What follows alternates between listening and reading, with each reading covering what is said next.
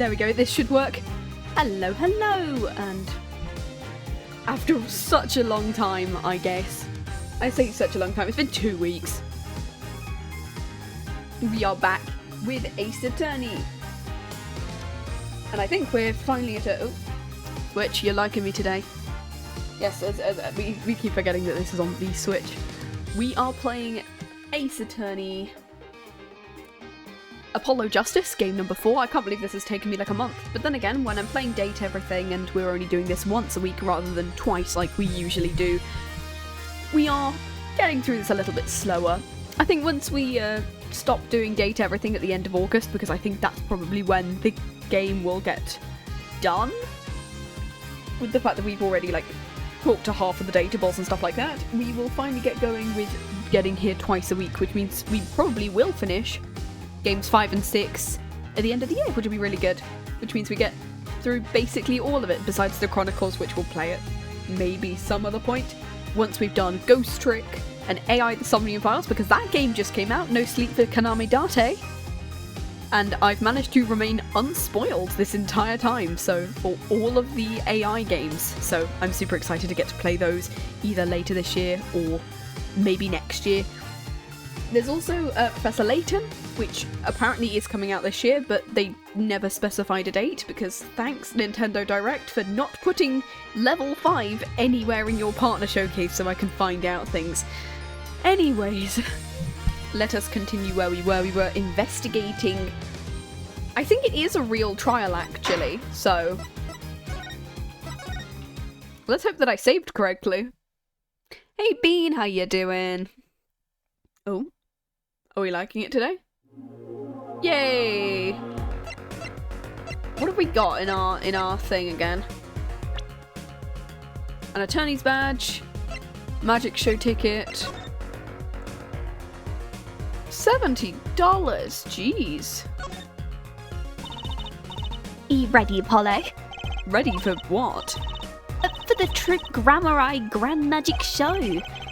It's not like I'm getting up on stage or anything. Super sleepy today? Oh, get those eeps in. What are you talking about, Apollo? You can't enjoy magic if you're not part of what's going up on stage. I'll lend you my spare costume if you need one. You mean I can't go in this? Nope.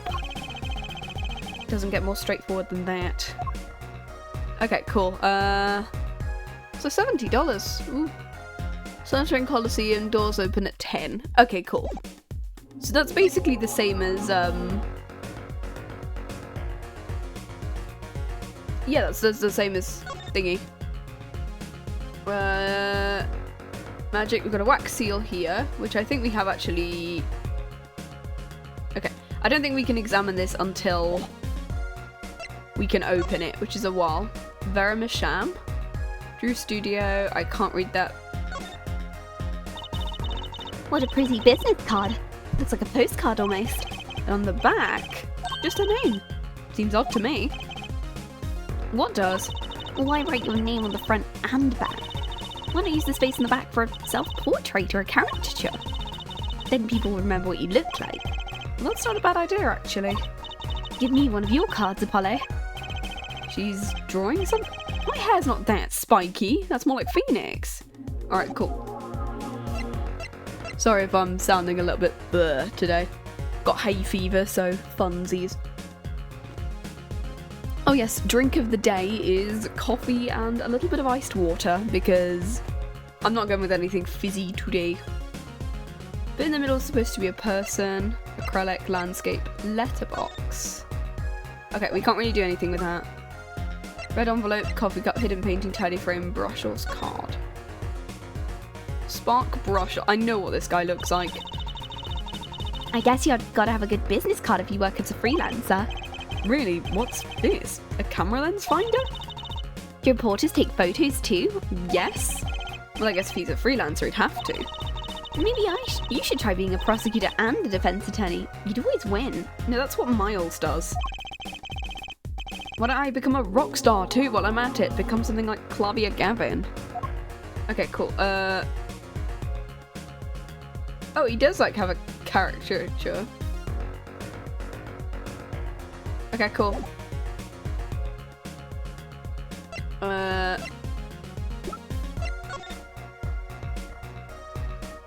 Yeah, bears poison on it. Oh, there we go. We can unlock the. Looks like you have to take this back part off to put a photo inside. That'd be a really small photo to fit in there. And that pale bluish stain. Why would there be poison on something like that? There's one obvious reason.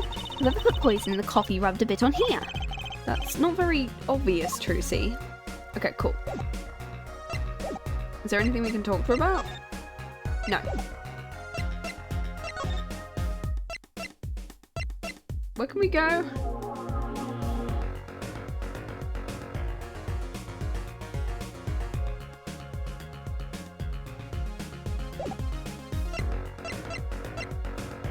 Just having a look at everything. I think we have actually looked at... I'm looking back at the VOD just to check. Okay, cool. I guess we move.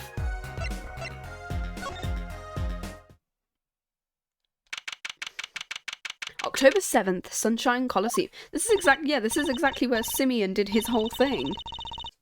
This is it, Apollo. The place where magic and dreams converge. Just a while ago, it was the place where murder and nightmares converged.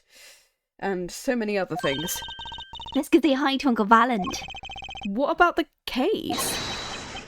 I don't know who there's. There's so many people who could be that. Only a performer laughs like that. Oh, hey, Valent. I don't actually remember what I did for you.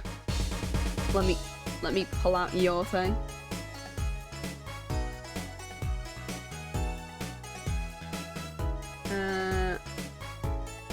Why is my cursor colour changed on my Google Doc? Why did I change that? That's stupid. Anyway. The young Miss Trucy, how often I'd hoped we'd meet again, only to tell myself it was an impossible dream. Uncle Valent, how's it going? I'm glad to see you too. Of course you are. Humility is definitely not one of his stronger traits there. Well, Miss Trucy, how does the day find you? If you've come to give me flowers, do it after the show, I beg you. Actually, we came to wish you good luck. And congrats on the big magic show. Oh, but it is I who wish to congratulate you. Not everyone is so lucky as to witness miracles such as the one I will perform. Yeah, you're amazing, we get the picture. And while we're watching Magnificent as Magnifi's illusions are reborn, here, on stage, by my hand. Okay, cool. Everyone's talking about the big magic show. Is it true the Grammar Miracle's back after a 7-year absence? Trucy, I must apologise. The show in this honour should have been his. Sad. My co-magician in training, Zach Grammar, if that terrible thing hadn't... It's okay. My father was a great magician. If he were alive, then I would have been proud to stand upon the stage as his assistant. Okay, so he was Valent's assistant, and they were planning on working as a duo when something happened to her father. I wonder who her father can be, stares at case 1. It's like Chronicles. With like, I wonder who... Oh!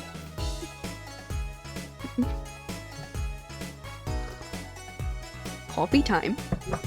You know, I'm happy you're doing the show. To think we get to see the great Magnifi's illusions. She really is looking forward to this, isn't she? Magnifi Grammari. My mentor, the magnificent Magnifi Grammari, was a true deity amongst magicians. A creator, god, who gave birth to magic and illusions that defied our very imaginations. I was so little when I last saw one, but I still remember his shows.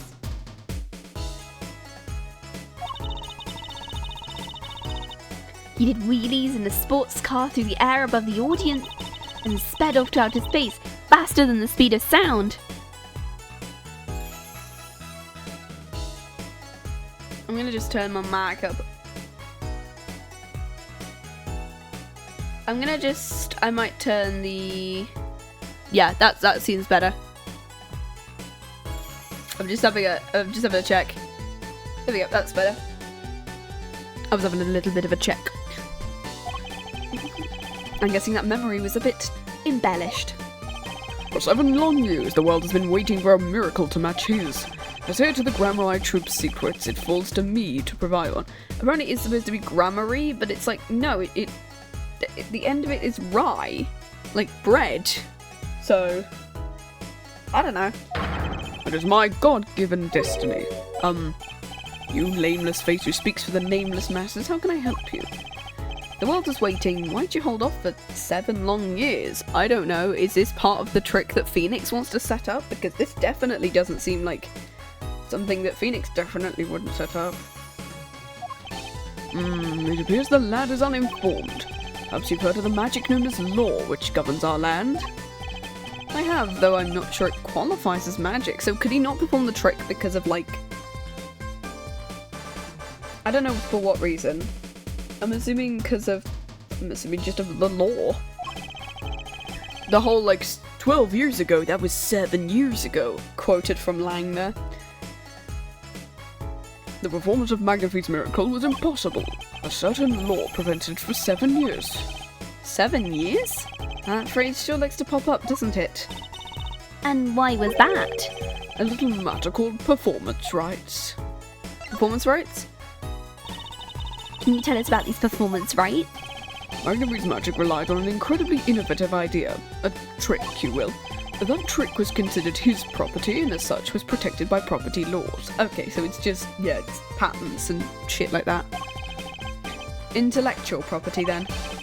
Magnifie knew it and bequeathed it in his will to one person. You mean him? Miss Trucy, it was your father. Zach Gramrai was inheritor of the Gramrai miracle. Yet, as you well know, he's gone. He disappeared suddenly 7 years ago. I think I see where this story is going. Once a person's classified missing for a certain period, they're considered legally deceased, correct?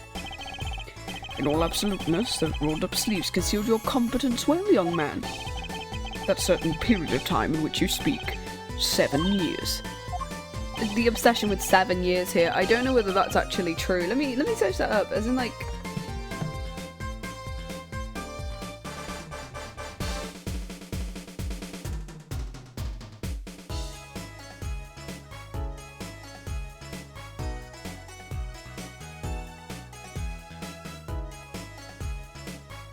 How long does a person have to be missing before they're declared dead? Shut up. Oh, it is 7! It is just 7! Well, after they've been missing for 7 years or sooner if there's strong evidence to suggest they've died, such as in a natural disaster. Huh. Or at least it is in the United Kingdom. That's cool. Oh, that's a cool little fact. It is 7 years. Pains me to say it. The past spring, April to be precise, was the time. My father was legally declared deceased. The absence of a formal will, the secrets of our mighty mentor Magnifie passed to me. This was in fact stipulated in the will by Magnifie himself. Is that how it works? Yup, it's called death in absentia. He's declared missing permanently. Dad. Okay, cool. Is there anything we can present him? Oh, a challenge, is it? You want me to make that disappear? Very well, give it to me. No thank you. Are all magicians like this? What was that look? I was just thinking how hard it is to get any information. Okay,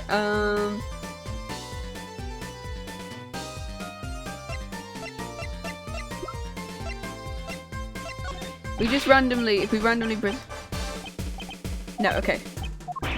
Let's see if we can present anything to him.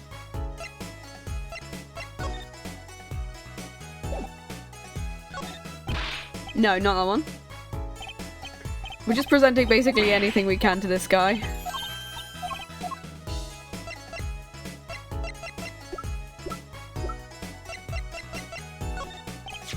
I was wondering if you could tell me about this. Why, that bears the Gramrai seal. Alan, is something wrong? Trucy, where did you get this? Dad gave it to me. Your dad? My partner? No, my other dad, Phoenix. How would your Lord Daddy? Lord Daddy? That's kind of stretching the whole archaic thing a bit. Oh, that face. Oh no, he's... The signature upon the back, do you recognize it? Belongs to none other than Zach Gramrai. Dad signed it? Might I be so bold as to open it? I'm sorry, but I can't let you do that. What's in this envelope, I wonder? Okay, so... Am I going to be right that Zach Grammari, because of the fact that the guy from the first case who died via Kristoff's hand... The guy who died via Kristoff's hand ends up... Because he had the Locket of Trucy, is he going to end up being... Well, Shady Smith, Shady Enigma, whatever he's called, ends up being a pen name for Zach Grammari. That's what I think, because if we looked at the photo at one point above the fireplace, it looked really similar to the victim in the first case. And so he just kind of left for whatever reason, I guess? I don't know. Ooh, okay. Does he know Vera, maybe? No, not...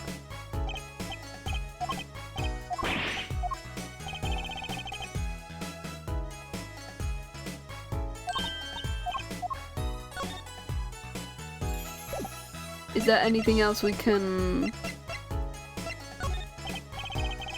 So a journalist was here on a story.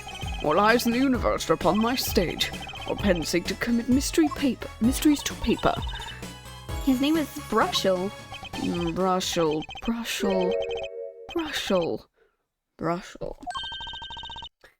I think he remembers him. He doesn't look too happy about it. No, I wouldn't be. I've seen his sprite art and he looks like he's going to be one of those characters who I don't want to look at. Or voice. A cloying smell of mint when he smiles, yes. Could you tell us more about him? What do you want? Okay, so now we're going to get... Okay, so now we get some... Okay, I thought we'd get another one about the envelope, but apparently not. A man by that name called on me just now. Just now? Valent's vision is always toward tomorrow. Valent's feet always step forward. My dog's pushing against my door again. Give me a second. Yo, objection that yellow outfit's gonna fire. Hey Joe, how you doing? Oh gosh. We playing Ace Attorney today. We gotta talk some magicians. That is all. That's all. Very confusing. Good. Heck yeah. I am to perform a big magic show. I wanted someone to cover it. Yet it is only for that incident. That incident?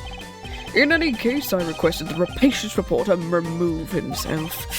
So a painter has died, what of it? It is but a footnote in the footlights compared to the magic of Grammari. Uncle Valent, do you know where the reporter went? I recommend that he visit that place popular with penalised perpetrators. Oh, Mr. Alliteration over here. The detention centre? He was a rude individual. Might I see that card? Sure. He would tear apart my respectability, I will tear apart him. Here it comes, Apollo. Uncle Valent's big magic trick. Is he going to fix the card? I'm not sure that qualifies as big magic. No, I don't think he will. What happened to the big magic? Is it not more miraculous for it to stay ripped? Oh, he does not like Spark, and neither do I, because I've seen his sprite art and I know what kind of character he's going to be. Oh, my computer fan just went there. He must really not like that journalist. Now the time has come when I must return to make my prestigitation preparations. That's the word. I'm good at remembering. Are you on leave, Miss Trucy? Thanks, Uncle Valent. So we have to go to the detention centre now. 3 days, make ready for a miracle. Oh, okay, cool. What do you think that journalist was after? And why did Valent react like that to this envelope? I think it's time to pay the detention centre another visit. Okay, cool. I'm gonna... Choosing not to restore the card is crazy work. Oh yeah, no, he just hates him. I need to save. Ba-ba-da-ba-da-ba-ba-ba-da-ba-da-ba. We're having a good time. Okay, cool. We gotta move to the detention centre. Okay, can I not get to the detention centre from here? Oh no, I can. Okay, cool. Tick tock, we got him now. We got you now. What the hell is this voice gonna be? Is this Spark or is this gonna be Vera? I think I hear... We're all doing it for the money, end quote. Okay, so that's him. That magic show looks like a J-pop live show. Oh my god, yes. Okay, we're just gonna go just, like, the most... I don't know what to do for this man, honestly. No, not at all! Looks like someone's already meeting here. Maybe that reporter. Oh, this dude. Oh god, what the... Oh my god, the fucking teeth. Also, why are his eyes so much more realistic than everyone else's? Oh my god, yeah, we're giving him American. I don't actually care at this point. I don't want to interact with this man. I'm hoping that he's not in, like, the second trial day. I'm assuming he's just going to be, like, a first day witness situation. He really likes his toothbrush, doesn't he? What is up with that guy? Oh, it's Ace Attorney's thing of just doing him.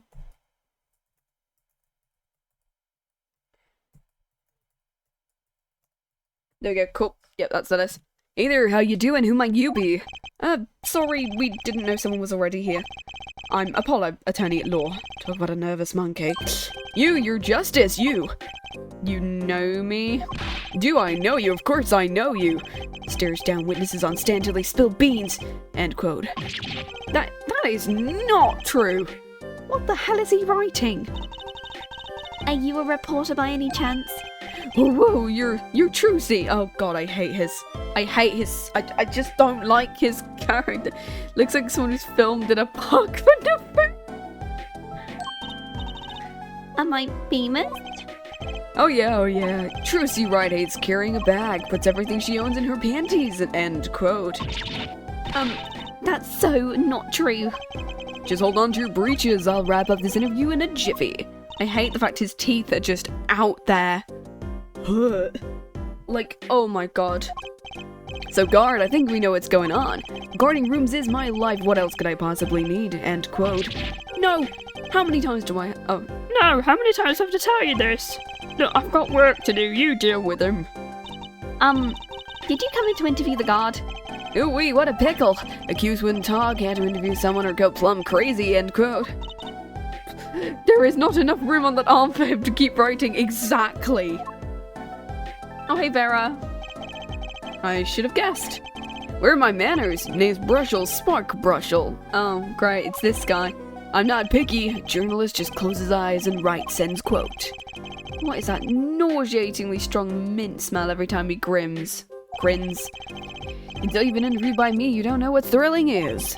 Wild romp through crossroads of mayhem madness, end quote. I can see that. He is writing something again. Turns out there is no ink in that pen. He's just, like, scratching his arm. Well, if he's a reporter, maybe he knows something, and I really don't want to talk to him any further. Oh, great, more. So, Mr. Brushel, you a journalist? Me? Look, let me say one thing for the record here. Oh. Ruby, what do you want? Ruby? Sorry, Ruby's my dog. She keeps appearing sometimes. She's whining. It's not 5 o'clock. It's not dinner time. You've got like an hour. Yeah? I'm the interviewer, you understand, yeah? I'm the one asking the questions here, end quote. Okay. For instance, just a bright red arm. Oh, doggo! Yeah, we love a doggo. She might end up busting into the room at one point, so you might hear her woof occasionally. So, sorry about that one. You think a movie director watches movies? Yes. Well, I think he probably does. Exactly, I knew you'd understand. What? So, the night of the murder, you were at Drew's studio? Who, me? Look, let me state one thing for the record. I may look calm and collected, but I am busy, real busy, always on the road. Journalist always buys one-way tickets and never looks back. End quote. I can understand that philosophy, but... You want to know the thing about one-way tickets? Once you use them, they're gone. All because you have to give them to the guy at the airport. True. But don't they give normal tickets away too? Exactly, see, it's the same thing. What? Oh my god. At least I'm giving him this voice and not Hottie's Gollum that I had to stick with because he kept appearing. He's in this game as well and I really didn't want him to appear. So you went on a story on Dream of Sham? And you never had a story you've done about him before. That's right. Look, let me say one thing for the record here. I'm sure you're gonna want to know about my source. What tipped me off to Drew? Why do the interview in the first place? Well, yeah. Look, it's like, oh, I've got it. Say there's this burger joint with fabulous ketchup. You think the burger guy's gonna tell me where he got it? At the supermarket, maybe? Exactly. See, that's what I'm talking about. I think I might have actually understood that one for once. Well, there's nothing I can talk about, really. Walls of ears, eyes, especially glass walls with speakers. End quote. Right, I guess we'll leave then. Yeah, but since you're here, might as well tell you a tidbit of news I saw. Just for the hell of it. Sure, tell us. Just for the hell of it. I remember like it was yesterday. I seen a movie on a trip and wandered into the burger place with amazing ketchup when an article in a tabloid caught my eye. Well, famous oil painting stolen from art dealer's gallery, end quote, I believe it was. He did it, even if he didn't, he did it. Yeah, exactly. It's like Salmonella and like Dr. Hottie, he did it. Fucking look at it. An oil painting. Happens every day, right? But I thought I'd seen that painting somewhere before. A painting of a giant peach floating down a river. Oh, okay, so that's the one we've got, right? Is it this one? Landscape. Only half finished, the rough sketch is still visible. Hidden painting. Also, yeah, it's not a plum, it's a peach. You know what that makes me think of? Don Brothers. Someone stole an oil painting of a peach. Journalists can smell scoop better than burgers, end quote. Okay, so do we have to, like, present this thing to him? Right, let me go on the record here. Yep. I know what you're gonna say. Rush'll take this, write brilliant column, end quote. Look, buddy, I write brilliant comments about one thing, and that's food. Try to understand. What could he possibly be writing? He didn't listen to a word I said. It's constant pink blush. It's hella Don Brothers. Oh my god. Oh my god, yes. Can we just, like, leave, or...?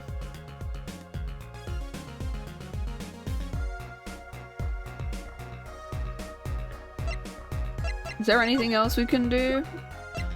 Oh, we haven't got his card anymore because of the fact that, okay, no. Okay. Okay, I don't think there's anything else we can do.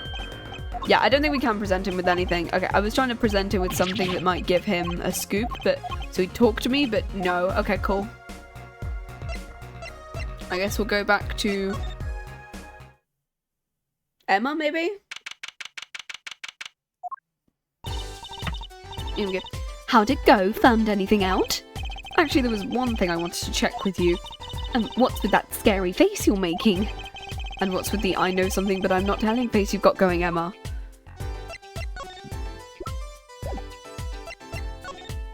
Okay, no. So I think we present the painting we just got to her and not to him. Yeah, I feel like that dude needs ketchup. He looks like a fry. Anyway, he looks like a potato. This painting came from behind the dresser. Ah, yes. It was stolen. I was hoping you wouldn't figure that one out. No, because look, it looks like a potato. Look at him. I was hoping you wouldn't figure that out. Do you think you could tell us a little bit more about it?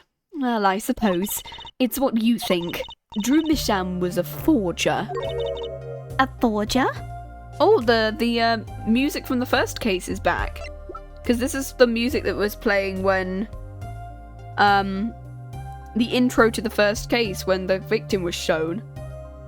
And specifically, it was shown through a painting. So I feel like this is exactly where it's gonna go.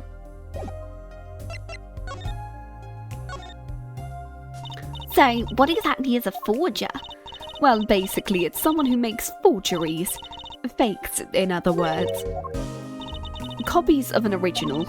Exact copies so precise you cannot tell them apart. Well, why not just photocopy them?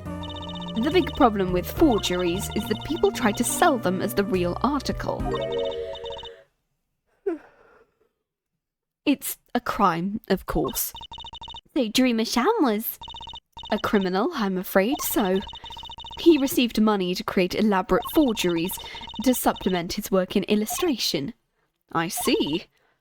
Actually, that's why I brought this here in the first place.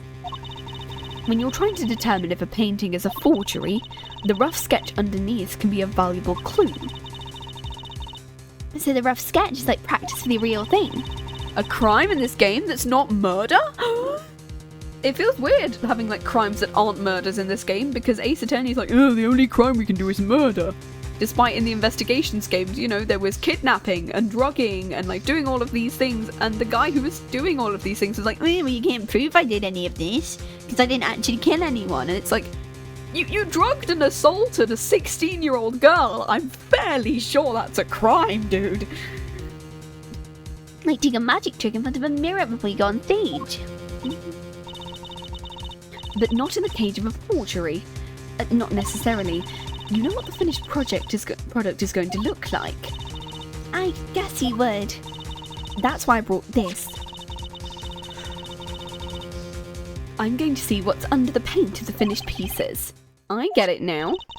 Not that I really need to go to such lengths, seeing as how one of the paintings is already half finished.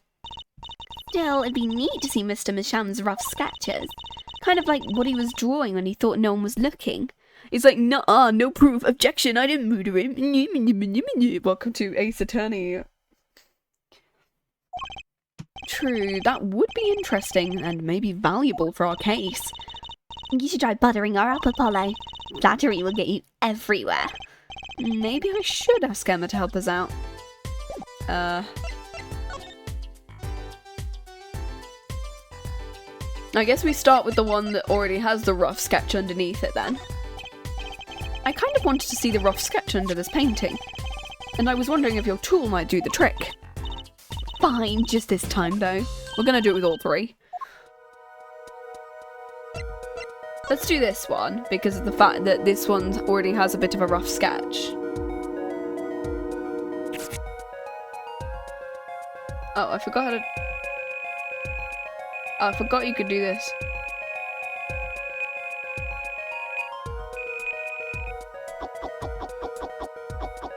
Okay, I forgot how this method worked. Okay. Okay, this way. Okay, cool, we're getting there. Just this time, and the other two, yeah. Now blow on the DS screen. This is like, oh god.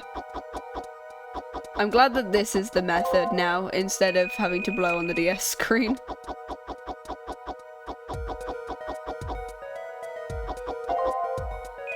I'm gonna have to do this again, over and over and over again.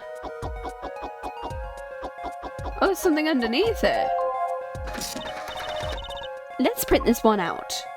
That's not what that was. What the heck? He really blows. The finished painting isn't anything like the rough sketch. Why does that look like, Flavia from the previous case with his guitar on fire? Oh shit. Devices like mine didn't exist. He probably thought he could draw any sort of thing he wanted to for the rough. What do you mean? Well, in the past you could only analyse the composition of a rough sketch. Composition? In other words, the traces of charcoal between paint and canvas.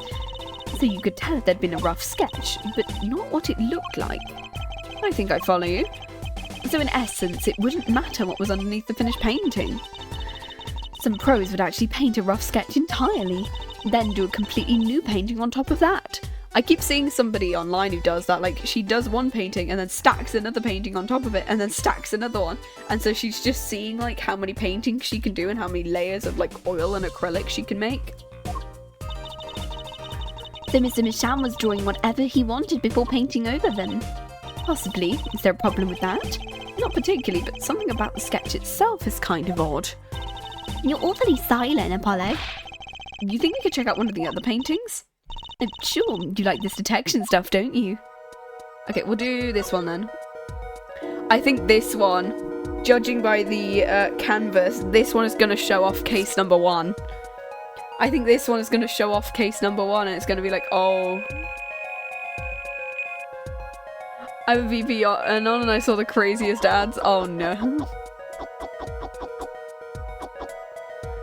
All of my ads are like cars and cats, because I have like an alt account that I just use to test like chat functions.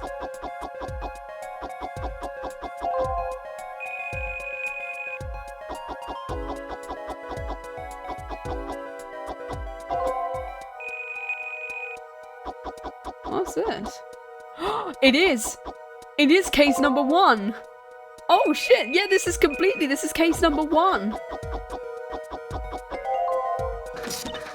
This is the picture! Oh my god! Because that's Phoenix in the back! That's Phoenix! This one too! What's wrong, Apollo? You look serious. You think I could look at the last of them? Fine by me, knock yourself out. America's Wild, just 3 back-to-back medical drugs. Jesus! Oh yeah, because like, yeah, we're all having to use different VPNs because I've got such a baby face that facial ID doesn't work for me. Where it's like, it detects that I look under 16 and it's me going, no, I'm in my 20s, dude, come on.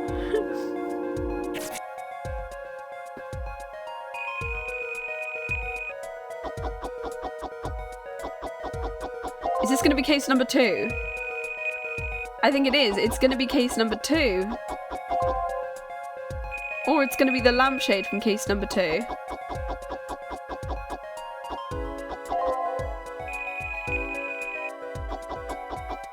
I think it is. Yes, it is. It's case 2. Why is he covering all our cases? Because the first one was Phoenix and Shady. Was Phoenix and Shady doing the card match? But it was like, if you're physically a child if you don't dox yourself. It's like, yeah, it's stupid. That is case number 2. With the dead guy pulling this noodle stand, and there was a girl in the back of the stand with a gun, basically forcing him to go there. Maybe. And then the third case is Clavia with the guitar on fire. Why does he know all of these things? So has Phoenix been telling him these things? What the hell is this? I hesitate to ask why you're getting so excited. You're sure your device isn't leaking some kind of strange radiation, right? Look at these 3 sketches. Do you notice anything? It's the first 3 cases he did. Case 1. Case 2. Case 3.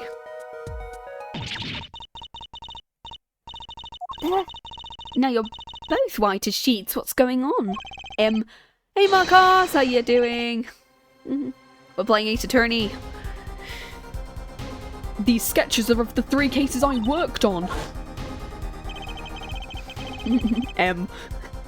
The murder in the poker room at the Borscht Bowl Club. The dead man pulling the noodle stand. And finally, the events that transpired during the Govinna's concert. Night, Marcus. Night, Marcus. What could it mean? How could he have drawn these things and why? That's what I want to know.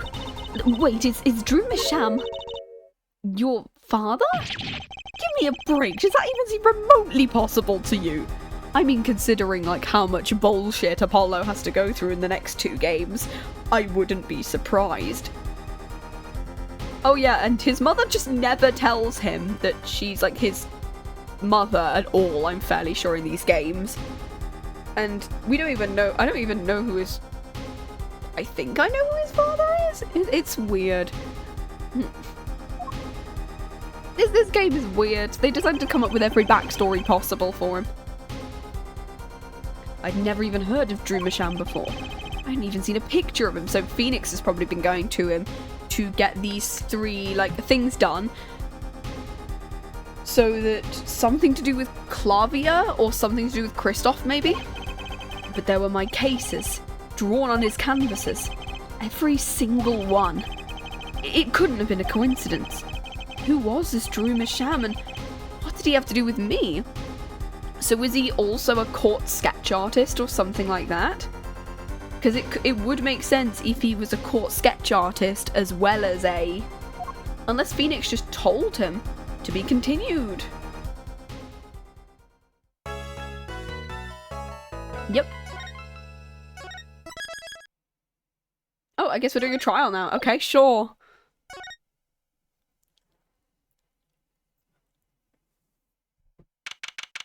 October 8th, 9:48, District Court, Defendant Lobby, number 6. Good morning. So you're Vera, right? I'm Chusey. Chusey Wright. That's right with a W, but not right, as in paper, right? He's like a stenographer, but for paintings, yeah! Court sketch art. Like, they usually draw people, but I don't know whether it's like they also draw, like, events that people describe. And they try and get it as... Yeah. We're on your side. You can tell us anything, please. Good morning. She speaks? Okay. Not bad, not bad. But I think you do better with a little smile, you know. You're so pretty, you need to sell yourself. Truthy, let's take it easy for starters. Oh, she drawing. Thank you for taking my case. Oh, I love her little, like, smiley face she does. Oh, she's got a little... Is that a bear or a lion on her, I think it's a lion on her apron. Aww. Oh, that's cute. Okay, well, that's a start, I guess. There she goes with the nail polish again. That's great, really. It's so cultured. Oh, she doodling. Want to try? Really? Girls. The victim, Drew Masham, was a forger, and a stolen painting was found in his studio. A life of crime, really. And maybe one that led to his death. So someone found out about him doing this and killed him. So it's probably going to be Spark, isn't it? I don't know, we'll never know. Okay. Is it still Clavia? Yes, it is! I think this is the first time where Clavia has been present for all of them. Or besides the first case. So I think this is the first time that Clavia himself has been, like, the prosecutor for the final case, and it not be, like, another character. That's quite cool, actually. Because I don't think that happens in any other case, because Edgeworth isn't the prosecutor for the final case in number 1. That's Von Karma. Franziska gets put out of action in the second game, so she gets replaced in that one, so she's not the final one. I guess Godot is the final prosecutor, but then he's weird in a case like that. I don't think Black Quill is in the final case. Like, I think this is one of the only times, besides maybe Godot, that, like, the main prosecutor of the game has been in the final case. That's cool. Well, we will now begin the trial of the Vera Misham. Is the judge okay? His voice is all raspy and he's looking around, like, nervously. The repercussions of today's trial will most likely be felt for a long time and may indeed alter our legal system forever. Today is a test of the jury system and the first step towards a new order in our courts. Dad's secret mission. The jurists will function like a jury. It is hoped their inclusion will help the courts to better reflect the people's will.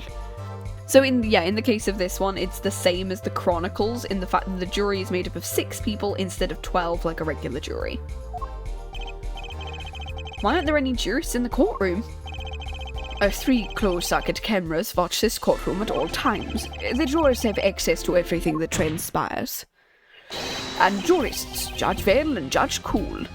Apparently the player is a jury, which is very funny. Which then means, are we canonically in the game? Now, see here, Gavin. I was going to say that. My apologies, Herr Judge. Herr Richter, yeah. Jurists today, judge today's trial coolly, if you would be so kind. The jurists are unbound by the letter of the law. They don't affect the trial with evidence, but by their feelings. So similar to,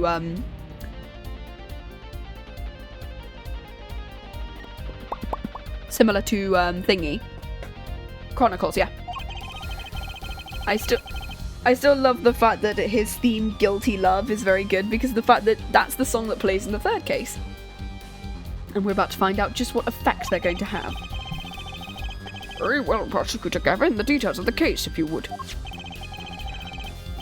The victim is a painter Drew Sham. He was killed in his own studio. His coffee was poisoned. By whom, you ask? By none other than the defendant, Vera Sham. I always forgot how very Astro Boy coded Apollo is. Oh, absolutely. Just look at that hair. There's the reason I gave myself like a little thingy, because we're playing Apollo Justice. There wasn't any poison in the coffee. Achtung, someone's been doing their homework. Indeed, poison was not present in the coffee, but on the mug itself.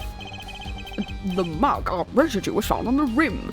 Yeah, from what I thought last stream was that it was going to be in the paint itself. Like, the poison was in the paint.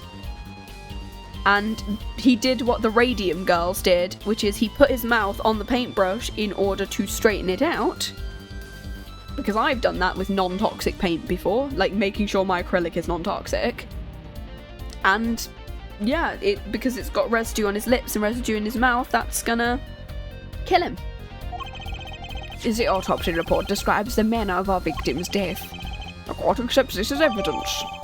Miss Sham's autopsy report. Cool. I need to go check this one out. According to the report, the victim's death was caused by atriquinine poisoning, a chemical compound that does not occur naturally. A lethal dosage is a mere 0.002 milligrams. God, 10 to the -3. That's very, very, yeah. A touch of atriquinine, yeah, in the body is the touch of the Reaper's scythe. That just reminds me, speaking of the Reaper, I binge-watched the final season of Supernatural recently. Because I recorded it in 2020 and then forgot where the recording was. So I had to rewatch the last 4 series. Very well, Gavin, you must present your witness. I have for you today a simple man for a simple case. A man who has witnessed the murder in its entirety. That journalist, no doubt. Oh, hello, he's back. The witness will state his name and occupation, please. Right, well, for starters, my name's Spark Brushel. My job is a lone observer of the world. I love Supernatural. Yes! Yes! Oh my god, yeah, I finally got around to finishing it. It was so good. In other words, a freelance journalist. Well, if you don't mind, I'd like to state something here for the record. Yes, Mr. Brushel. I dislike conclusions, specifically the aspect of jumping to conclusions. Preconceptions make Park Sandbox of endless desert waste. End quote. Hell yeah. But you're a journalist, yes? All 15 seasons, even the Leviathan one, yes. You said so yourself yesterday. Oh, well, that's true, yes. But you must understand, I see before you today a man with a dream. I'm offering you my testimony in exchange for exclusive rights to the story. Scoop turns Mr. Brushel into that Mr. Brushel, end quote. I preferred Lotta in the first season. Not season. In the first trilogy of the games. Can I have her back, please? I'd like Lotta Hart, please. I like Lotta Hart as a character. She's fun. I got some scoops up my Scooby sleeves and all that stuff. But no, I've got this guy now. I don't want him back, please. Can he just be like a one-off character for this one little bit, please? Let's hear your testimony then, shall we? A simple case, Gavin. For me, the jury, it's still out. Witness testimony. Cool. Okay. I visited the studio around 9 the night to do the interview. The first outsider to enter the atelier. Journalistic history made. End quote. Not Big Brushel. His daughter brought us coffee right after we started. Well, and you know what happened next. Star falls. End quote. And no one else entered the room besides her the whole time. Okay. That does sound like a simple case, unless you were the one who poisoned him. What are you saying, Judge? I mean, for once... Need to remind you the cameras are rolling today. For once, the judge is actually bringing up a bunch of random, like, good points. Because of the fact that, yes, he could have easily just poisoned him. I felt the need to be a bit dramatic. You didn't do it, did you? Me do a thing like that. Come on. That's like newsmaker making the news, end quote, or even contemporary witch hunt, end quote. No, witch hunt is the crossover, which we're going to play at some point. Wild accusations, rock courtroom, end quote. Rock indeed. Prosecutor Gavin looks like he's having fun. I'm happy for him. Great. Well, Judge, Mr. Justice, your cross-examination, please. The judge making our case for us today. Exactly. Right. I visited Studio 9 to do the interview. Okay, the first outsider to enter the atelier. His daughter brought us coffee right after we started. Let's have a look at this one. Would you mind being a little bit more specific? Oh, let me tell you, I joined Kappa. In fact, it all began when I was in 3rd grade. No, wait, 4th grade. No, that's not what I meant. I believe I know what her forehead is driving it. The coffee the victim was served. Did anyone other than the defendant touch it? Right, that's what I was going to say, really. Thanks, Claudia, because you're actually doing something good for us. Well, if you've got a question to ask, you best straight up and ask it. I mean, that's what I tell the new recruits, several times if necessary. Write for a grade schooler, or that's my motto. Which isn't to say I can only write grade school level stuff, mind you. Okay, who touched the coffee? I don't know, I was in the back, looking at the studio's equipment when she served it. And what happened next? And you know what happened next, Star Falls, end quote. I want to just quickly look at this report. Victim's death, dream is sham, male time of death, October 6th between 9 and 9:30, atriquinine poisoning. Okay. What's this about a star falling? Star Falls, huh? It's like an old telegram. Telegram. The singing telegram, clue. I need to rewatch that. Send money over. You don't know? It's like a journalism code word. Important personage passes away, a star falls, get it? But there's no gravity in space, is there? I don't know. I wouldn't think stars could fall, really. Does this even matter? Oh, well, this is good stuff, good boy. How about Star breaks? Nah, lacks punch. I know, star... Nah, lacks imagination. Of course, you could go with Drew dies. Straight to the point, I like it. Okay, I think we need to hear about something a little bit more substantial. The Stars coffee, I guess? I'm assuming Drew himself? You say Mr. Misham had the coffee too, but did you actually see him drink it? Of course, he who sees it wins, but he who says it wins bigger, end quote. I live in a man sees dog eat dog and writes about a world, yet... I guess I can't say I saw him drink it. I mean, he had one so-called sip, if that. Man puts lips to mug, drinks, end quote. That poison is quite virulent, I hear. My stomach did a so-called somersault. Well, since I gulped down that coffee without so much as a second glance, well... Wait, maybe something serious, some kind of so-called trick. Pulls out the magician. Yo, you do any magic?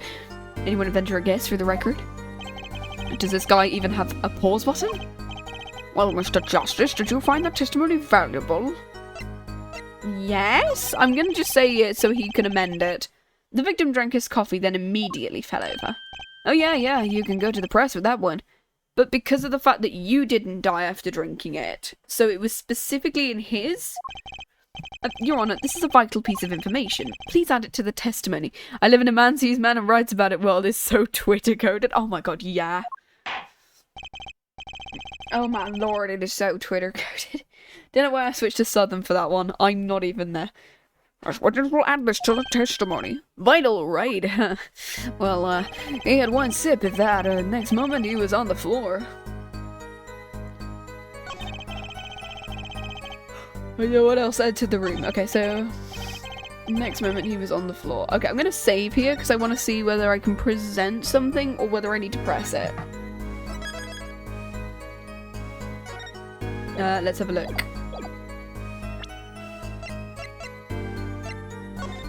I found on the rim, specifically.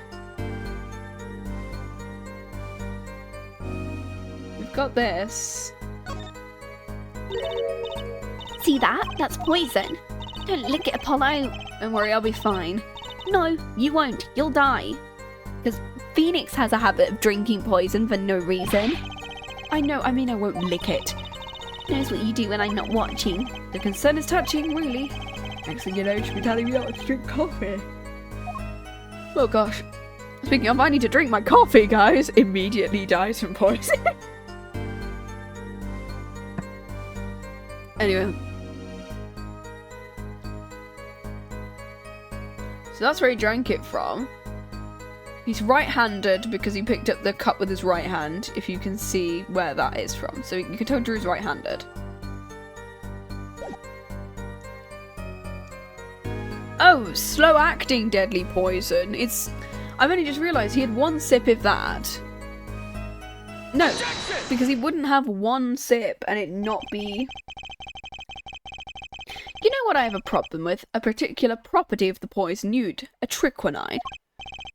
A troquinine? A troquinine, I think. Give me a second.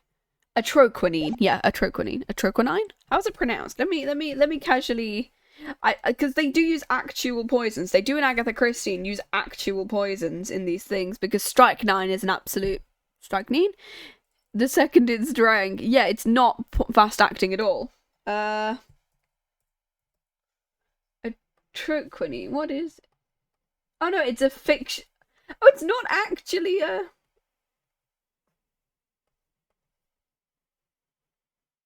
No, it's not an actual poison. Okay, because strychnine is an actual poison, but not a troquinine. So no, this is a fake poison they've created.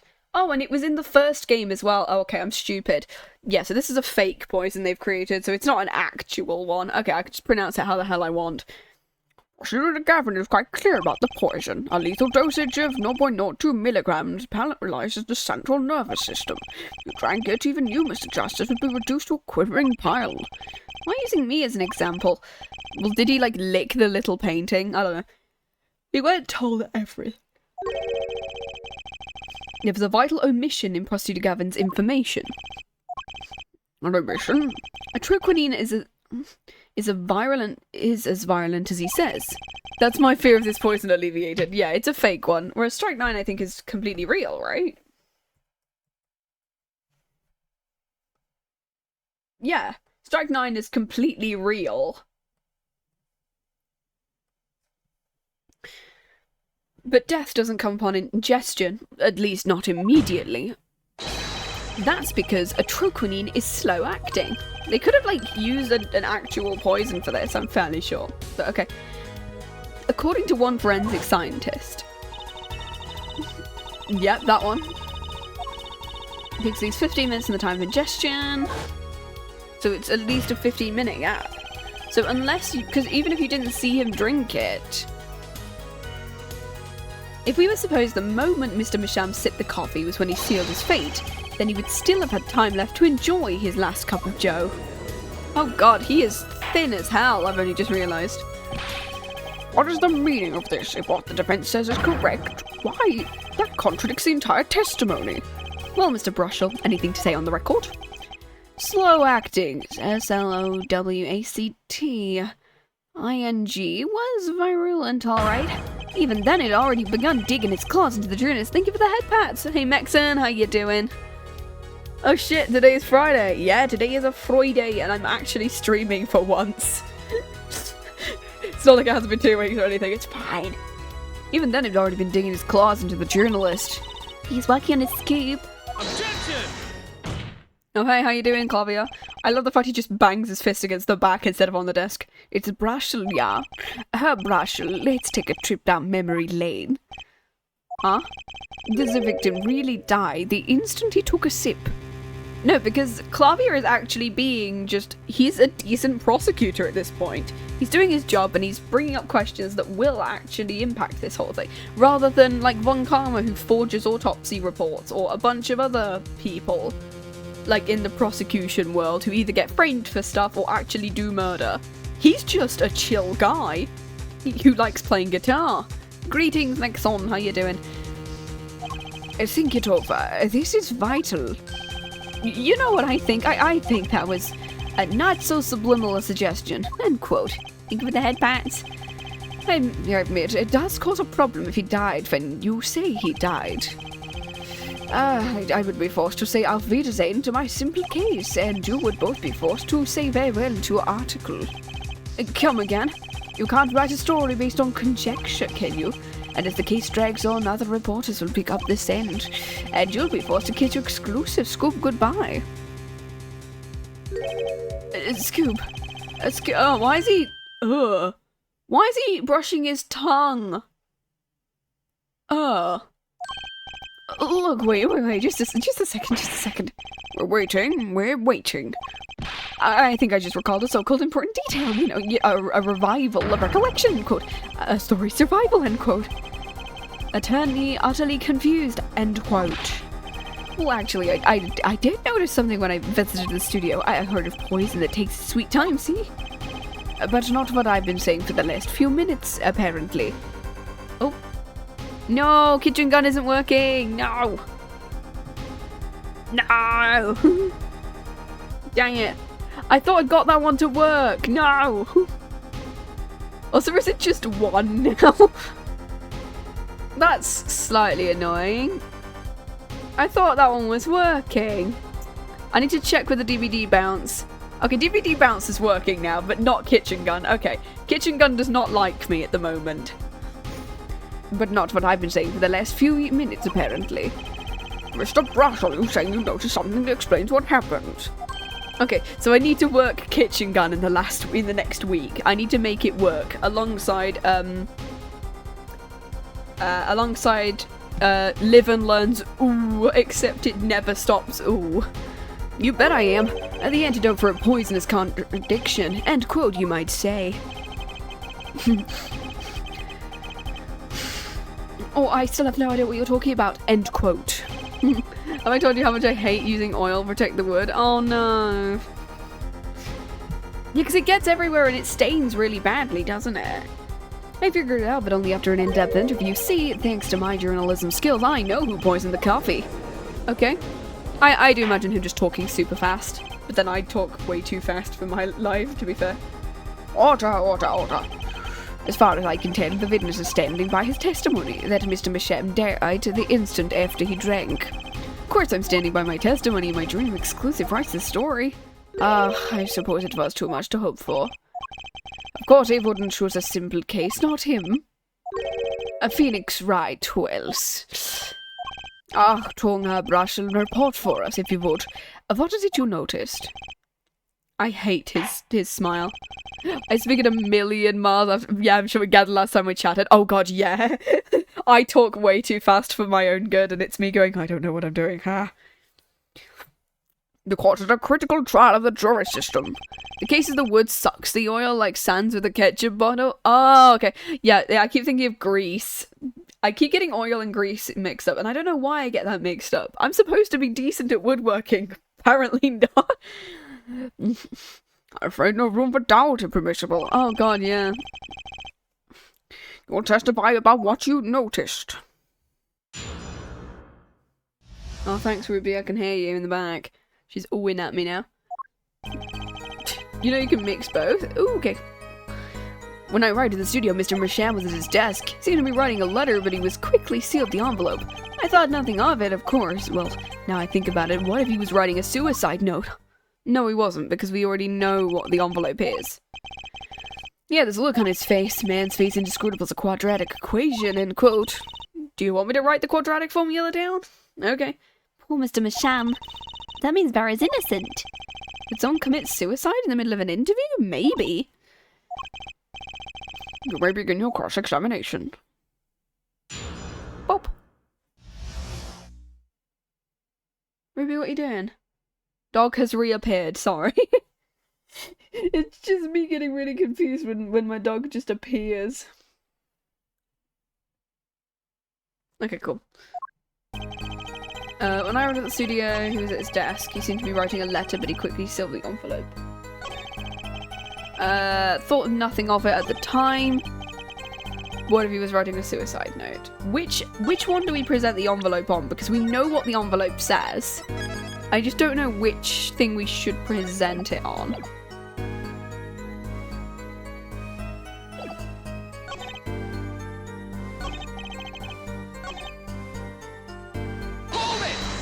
I'm gonna just start that advice you're not supposed to, but you can, yeah. So he put the letter away when he saw you. Well, he reported gets worm, end quote. Yeah, that's my secret. I'm not sure I follow. It's night of the interview, I arrive 15 minutes ahead of schedule. Handle turns, the door opens, and I barge in. Are you sure that's okay to do? I mean, isn't that unlawful entry? Mr. Masham's to think so, you should have seen him. He crammed his letter into that yellow envelope. It was festic. Yellow? Yellow? We have a red one.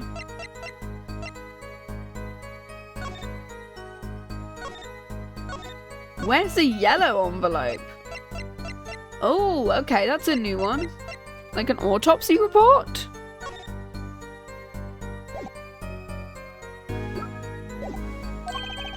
I know a secret when I spot one, and there was one. That seems significant. Well, Mr. Justice, I wonder. Both of them are oily, so it's fine to use them. Thanks to the proof and origin of oil, you won't smell the grease. Okay. Yes, add it to the testimony, because he just said yellow, not red. The defense finds the testimony vital. It's added to the testimony. Why not? My account comes free of charge. There's a yellow envelope. Heard it was left at the crime scene.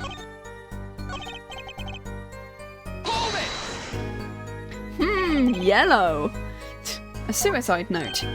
Well, yeah, don't quote me or anything. I'm just saying it's a possibility, you know. So you didn't actually check it? No, of course not. It was sealed. Consents of kin and unknown until can is opened, end quote. Yellow hello. How you doing? Below. You can always check the label. Do you think Mr. Masham was writing a suicide note? Well, where is it then? Well, that would solve the case in a jiffy. Kind of makes me wonder about the letter. Okay, so yeah, we are. Thank you for the head pats. Woo! We're getting head pats now. You can drown me either with hydration or with head pats. Yellow envelope. We're gonna present if we present the red one. Objection! Yeah, it was red. But yeah, we gotta do some digging, have fun digging. As it just so happens, there was a single letter in a desk drawer at the scene. In a red envelope. What? What the fuck was that? Prosecutor Gavin, was a yellow envelope found at the scene of the crime? Unfortunately, no. About her forehead. It's easy to mistake the colour of an envelope. No, because if you're colourblind, you would see the envelope as being brown, not yellow. Like, there are two types of There are two types of, like, main colour blindness. That is your protanopia and duranopia, I think. Protanopia is red-green, duranopia is yellow-blue. You won't get red and yellow mixed up at that point. Shovel acquired, hell yeah. Don't you mean a spade? No, that's right. It's easy to mistake the colour of an envelope. No, because if he's... No. I guess, but not this envelope. No, because yellow and red are two colours that are... like, the hard, they'd be the easiest to differentiate. Green and red, I understand. Like, if he said there's a green envelope, yeah, you could understand. Or if it was blue and he said yellow, yeah, fair. It was postmarked already 7 years ago. He'd probably just say brown for all of them. Well, Mr. Russell, I can explain it. Drew, right, he wanted to get the letter in an envelope. Pronto. And so he just chose the different colour entirely? Like, that doesn't make sense. Get about excited by beady eyes, right? Beady, yeah, I wouldn't say that beady. So grab the nearest envelope and crammed away. And what about the whole red and yellow contradiction? Mr. Justice, have you anything to say? That night, the victim put a letter he'd been writing in a red envelope. Impossible? I'm gonna save here, and I'm gonna say impossible. Yeah, red and yellow don't share the same colour scheme, so it's not going to be possible, because if he saw yellow, it would not be red. So he clearly did the red one pre all of this. So this was probably from a couple of days ago or whatever.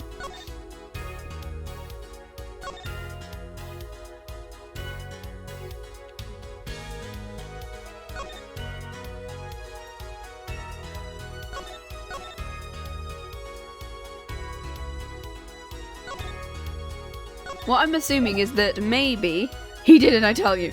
Unless this was the envelope that was sent to him, and Drew put something in a yellow envelope, which was the one that was inside this one, I think.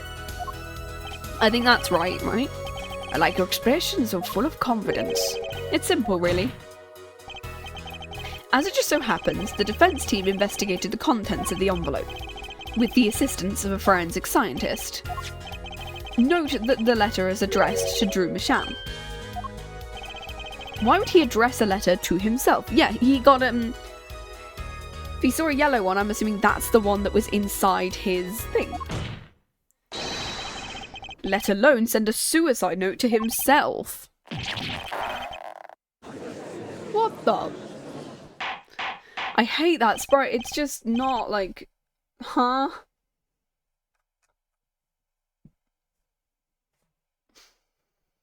Order. Mr. Brussel, can you explain this to the court? Oh my, how could I have forgotten? I suppose this happens to the best of us. Reporter gets old, forgets lots, end quote.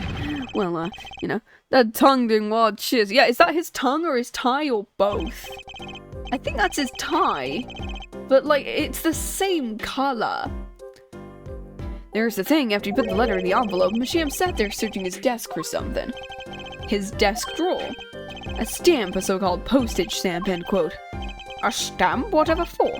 Well, to mail his letter, what else? And then, why yes, I think I saw him put it in his letterbox. Yes, it was a yellow envelope, and he put it in that box. So can we find it now?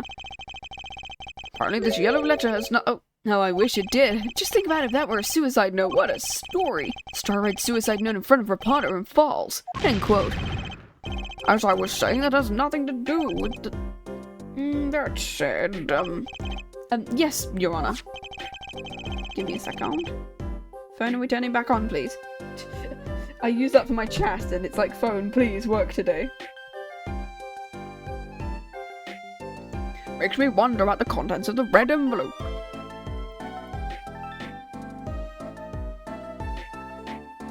Okay. We know this. Oh? 100,000 is quite a good deal of money. So this is from 7 years ago, yeah? Am I finished? Here, I mean, am I finished here? I was thinking of, you know, going home to start writing and... No.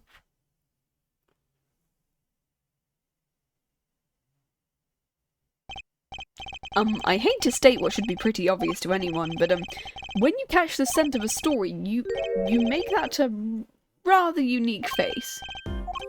Come on, attorney's active imagination, little else. End quote. We don't even need the bracelet to find that out. Even I notice something in my eyes aren't what they used to be. You know, I'm starting to understand what all of these perceiving stuff is about. Judge has an active imagination, end quote. Continue with your testimony and tell us about the scent of a story. I'm the one asking the questions here. Usually, I hate that face. I hate him. Please, let him leave. I want him to leave. Actually, it took a bit of work to get a thumbs up on the interview. At least he's better than Wesley Stickler. At least he's better than Wesley Stickler. Wesley Stickler was a witness in the second case who was a bit pervy, I will casually just say. Oh. Give me a sec, my dogs are woofing. Give me a second. Okay, we got it. It's fine. Reporter leverages story, gets his interview. End quote. The story concerned a certain case from 7 years ago. That red envelope probably had something to do with it. Say what you will, but Drew's talent was without compare. You threatened to go to the press with his story. I'll tell you what, your interview. Blackmail? Well, yeah, pretty much. Well, I mean, no. I mean, it wasn't exactly black.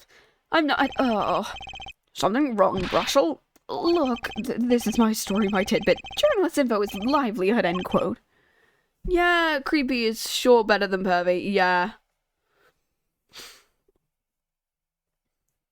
Oh yeah, absolutely, like, I did not like characters like Wesley Stickler. I don't like characters like Hottie. I don't like Salmonella. I don't like characters like that. But it's like Ace Attorney just has to have one of those, and it's like, no, dude, come on.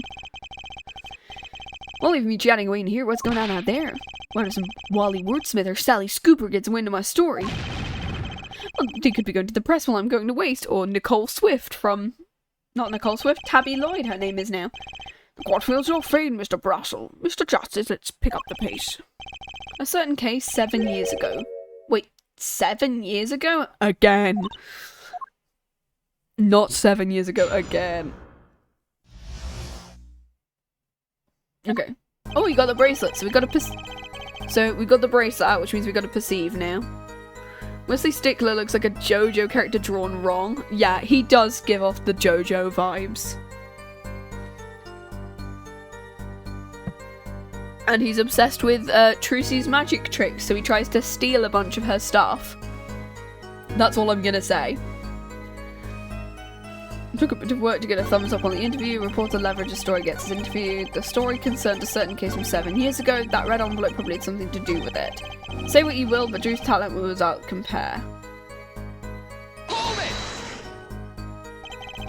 Just how amazing was Mr. Masham's talent? Yeah, I'm assuming he blackmailed him with the fact that he's a forger.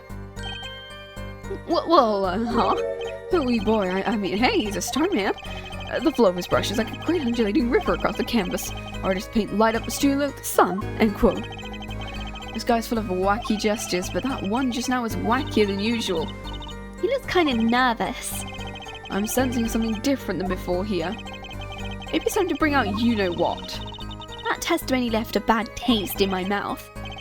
Nothing jumps out as ridiculous. I wonder what this story he's talking about is. It must have been good.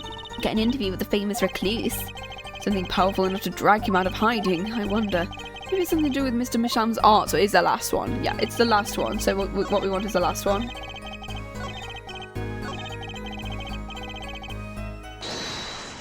I think it's this one. Let's look at the face.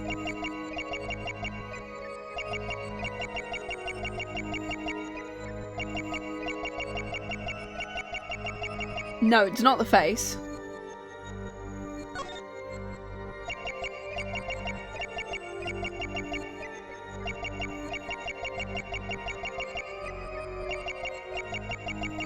It's not something to do with his pocket or his neck. Is it something to do with his hand? Maybe? Where's his hand? What the fuck was that? Was that colour change there? Wait, let me check that again. I just saw something there. What? Huh? Gotcha! What the fuck, man? I thought it was going to be about his hand, but no, it's something else. Ew, what? Sweat much, Mr. Brushel? Oh, yeah, well, a man can't help his glands, you know? More than that, when Mr. Masham's talent was mentioned, well, you suddenly began to sweat buckets. Well, couldn't have they... Yeah, it took me so long to find this one. Yeah, it was like... I only noticed because I was trying to find his other hand, and I stumbled across it, and I was like, wait, did the colour just change there? Like, if they were gonna sweat and make him sweat, just make him do it, like, on his face, instead of... Ugh. I was trying to find his hand, and I couldn't find it. I'm glad I managed to find it. Oh, what? That's ridiculous. I hate that face. Let's show where Mr. Masham's true talent lays. It just so happens I have evidence showing the talent mentioned in that letter. Is it, which one of the paintings is it? Is it going to be this one? Because he said it was stolen, the one I tried to present to him earlier. I can't help but wonder what the court's supposed to conclude from this evidence. Other than made a horrible mistake. Innsbruck Bridge forgot to crush first. Okay, great, it's not that one. Let's try that again. All I have to do is reveal what Mr. Masham really was. That shouldn't be so hard. Is it the other one? It's the other one! This painting was found in Mr. Masham's studio. Oh great, so it's this one, not the other one. They're two identical paintings, with like just different titles, and it's so hard to just kind of go, like, come on. There are two problems with the painting. The first is it wasn't painted by Mr. Masham, and the second is there was another painting in the studio which looked exactly like this one. Yeah, that's the one I thought we were trying to present. We were trying to present the forgery, not the original. Except it was only half done. Then we have a letter discussing a payment, which suggests a certain business operation. The business of making forgeries. Oh, yeah, it is his tie. Oh, God.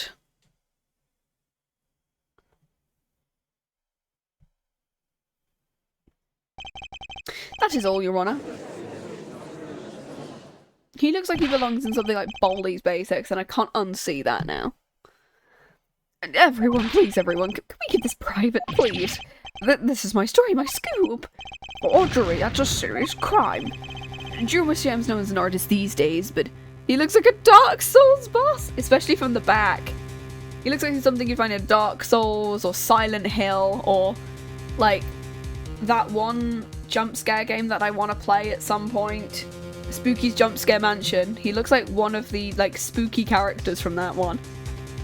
I want to play that on stream at some point, because I know what all of the references are now, and so I kind of want to have a go. But there were rumours he dabbled in other kind of art until a few years back. Another art, meaning forgery. Dermishan was talented at making precise, detailed fakes. A fact that certain criminal elements are quick to discover. Criminal elements? That you can't seriously be talking about. Exactly, I'm talking about forging evidence. Rumors started circulating 7 years ago. I'm so bad at scary games, I'll just run from the keyboard. Yeah, it'll be a VOD of me just swearing at these little cardboard cutouts that keep popping out of the wall. That's what's gonna be me, the entire thing. It's just me gonna be screaming fuck off at every scary thing. It's gonna be fun if I do that later this year, maybe. That could be our October stream. I need to get Spooky's Jump Scare Mansion for the October stream, maybe. We can do it right before the streamiversary. The rumors started circulating 7 years ago. 7 years ago? Oh my god! Anyway, going to understand the letter, this payment of 100,000 was for... Exactly, forged evidence that's tidy profit, end quote. Order. Why, it's like our victim was living a double life. This is my chance. So, the victim had ties to the criminal world, right? He could have had plenty of enemies we knew nothing about. This is my first time hearing of this criminal world. We certainly found no criminal connections when we conducted our investigation. But how do you explain all of this money? You have to admit there's a possibility of some illegal activity here. But there is no proof tying this letter to our case. Our case was and remains simple from the beginning. Only the defendant could have poisoned the mug that night. And you, of course. Yay, the only thing I poison is my pen when I'm writing reviews. When I was young, I have a memory, not sure if it's about ghost rides, stopped me to walk out manually. Oh gosh. I used to be scared of ghost trains as a kid, whereas now I'm kind of into them. I had like a weird like spike in liking horror like a couple of years ago, and I got back into it and it was me going, okay, new thing. Your testimony has been quite unreliable. Let's just leave him. Doesn't speak well of your reporting acumen. What are you talking about? My journalism was rock solid. So solid you could stand a development on it. End quote. In any case, let's hear a summarized recap of your testimony. Let's hear a TLDR. If we can ascertain the situation from the recap, the trial is over. What's he talking about? The cross-examination shows Mr. Brushell didn't have reason to poison him. As long as there are no other suspects, then the killer had to be Vera. This next testimony is our last chance. Mr. Brushell? Okay. The only other person was this defendant. It was Vera who poured the coffee. She's admitted as much herself. The only thing that touched Drew's lips during the interview was the mug. Nothing left that studio after he died. Nothing. Clearly, the only one who could have poisoned it was his daughter. Unless it's the, I love cheesy horror or comedy horror. Chucky, Nightmare on Elm Street, yes. I also really enjoy like parody movies like Scary Movie or Cabin in the Woods. Cabin in the Woods is funny.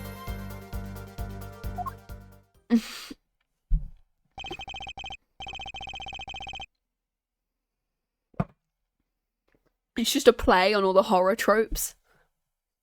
Trying to create like a final girl. And like the wee guy.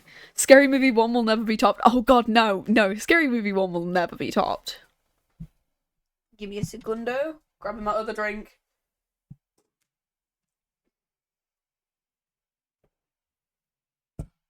We got some water now. There we go. Oh gosh. Yeah. There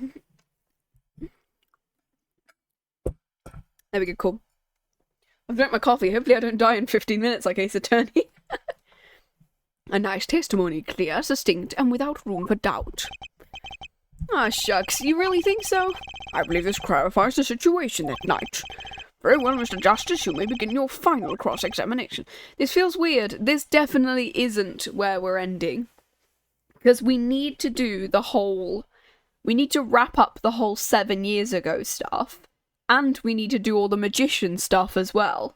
Because it feels like there's a huge mystery surrounding Zach, who definitely is the victim from the first case. Like, yeah. I still have one trump card left to play. Forged evidence! More of it! And I won't let this trial end until I use it. Surely this mug can't have come from anywhere before the meeting. Yeah, exactly. The only other person was the defendant. It was Vera who poured the coffee. There's only one thing...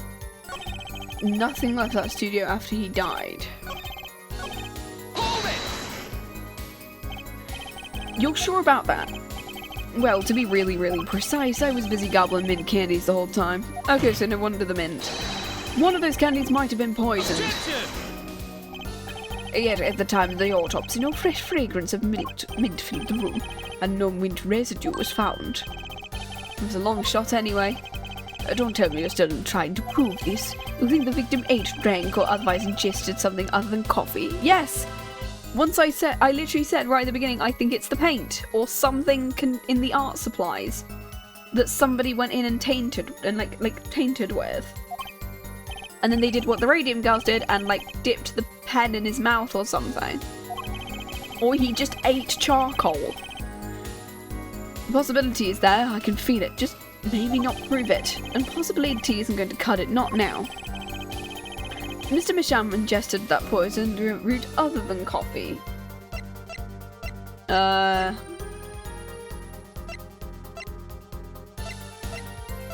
don't think I can prove it just yet. I do believe our little forehead is growing up. Pity we like the rash youthful forehead best. Another hole in this case that needs plugging before I can prove anything. Okay, so we need to do so we need to press something else before we press that one. Okay, so that is something that, because I think it has to be the buyer of the forgery poisoning the art supplies so there was no proof. Yeah, that's what I think it might be. Whoever sent them that stuff. But first things first, I better uncover a weak spot before I try to strike again. Or is it if he touched the painting or something? On with the cross-examination. Okay, cool. Nothing left the studio after he died. That feels like it's gonna be not one thing, you're sure. Sure can be. Well, with one exception. Is it gonna be because the yellow letter would be in the letterbox, which means it would have been picked up? So that's the only thing that would have left that scene. The only thing that would have left the scene is that yellow box. Journalist Spark Brushel does interview and leaves the studio, ends quote. Come on, it's a joke, not funny, I know, but still. Did something leave the studio that night? Why does that sound familiar? Where have I heard something like that before? Yeah, the yellow envelope left. I've proven our witness is a comedian, and I'd like to turn to our defense attorney before returning to the testimony. Have you any idea of what might have left the studio? Just one thing, the yellow envelope. I think one thing might have very well have left the studio that night. A certain something that's vanished from the crime scene. By which you mean something other than our witness? Of course. Don't tell me Vera was sham. Believe me, any comic relief I may provide is entirely unintentional. Let's see what you've got for us, Mr. Justice. Well, this thing wasn't at the scene of the crime, so I can't show it to you, but I do have evidence that shows how it could have been taken from the scene. Is it the letterbox? Because we're looking for the letter. This is the only link between that studio and the outside world. A letterbox? What did Mr. Brushell just tell us? When he entered the studio on the night of the murder, the victim had just finished writing a letter. I said that, and it was true. Furthermore, you went on to tell us that he put the letter in the yellow envelope and put it in the letterbox. But that very same letterbox was empty. In other words, that night the yellow envelope disappeared. Ah, yes, intriguing. So an envelope has disappeared from the scene of the crime. Of course, this changes nothing. Huh? That's a point, Justice. Okay, and now we need the... Try to figure out how the poison got into Mr. Masham. At any point, the envelope the witness says they saw disappeared. So I'm assuming it had something in it. And something did leave the studio. That seems very important to me. The witness will add this to his testimony. You got it. I still think this fails to change anything her forehead. A letter disappeared from the crime scene that night. That's exactly the opening I've been looking for. Okay, so now we need to do... I think it's this one. Not present. I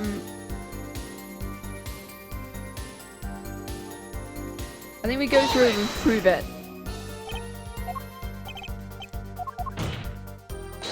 Objection! Okay, all of this bit we've gone through already.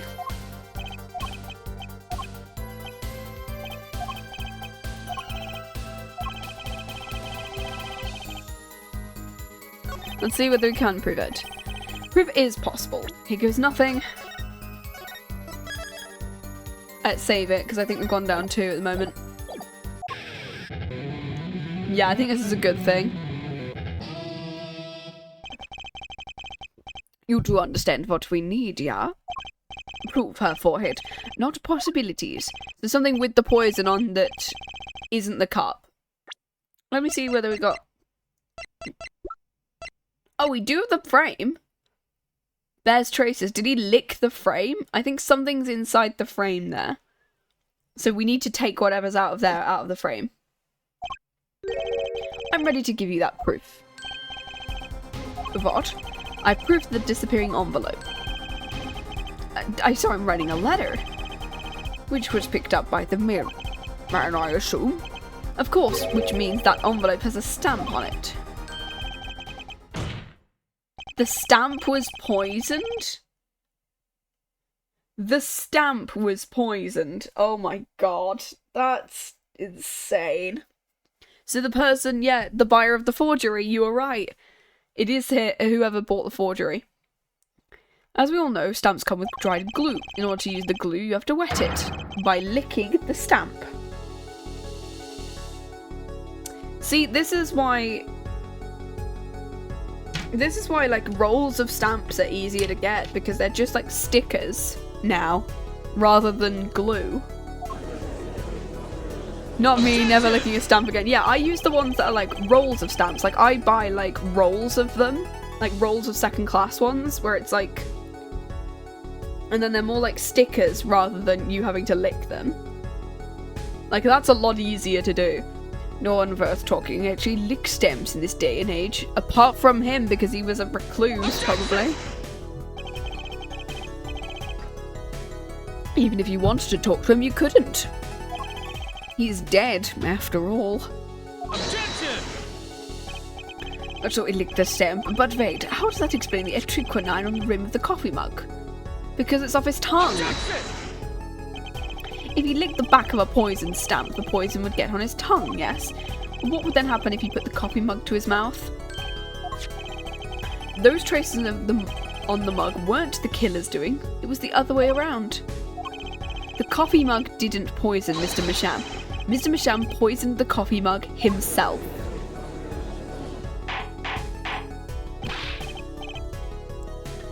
Order, order, order. That doesn't, does it? Recall if you would, atriquinine is a slow-acting poison.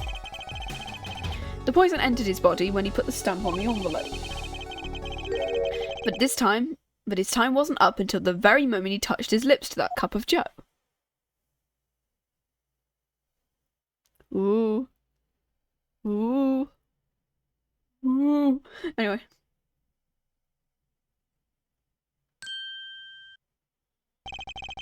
There's something to add, Brussel. Uh-oh, his nose is picking up another scent. As I believe I mentioned earlier. That's the thing after he put his letter in the envelope. Searching his desk for something. You know, I don't seem to remember him ever finding one. Maybe just run out. Incidentally, if you search the desk drawer, there were no stamps, not a single one. Maybe it was inside the envelope. Is that where the stamp was? Because he said, doesn't the letter say? Yeah. Sign the papers and send in the enclosed envelope with the enclosed stamp within 3 days. Which means the stamp was deliberately put there. How do you prove after the stamp was coated with poison? Actually, I'm glad no other stamps were found. It makes proving the stamp he used was poison possible. Good show, good show. You can't even prove there was a stamp at the scene in the first place. Actually, we can. I'll tell you what he has to say anyway. What's your evidence that proves the existence of the poison stamp? The letter. Because it says there was a poison stamp. Well, it didn't say it was a poison stamp particularly, but it said there was a stamp. Well, Prosecutor Gavin, I think our beloved attorney's been licking too many stamps in his free time. Do you smile like that when you torture all your victims, or just me? Right, Gavin, don't lick you and stick you in the letterbox, Mr. Justice. What? Why is it not there?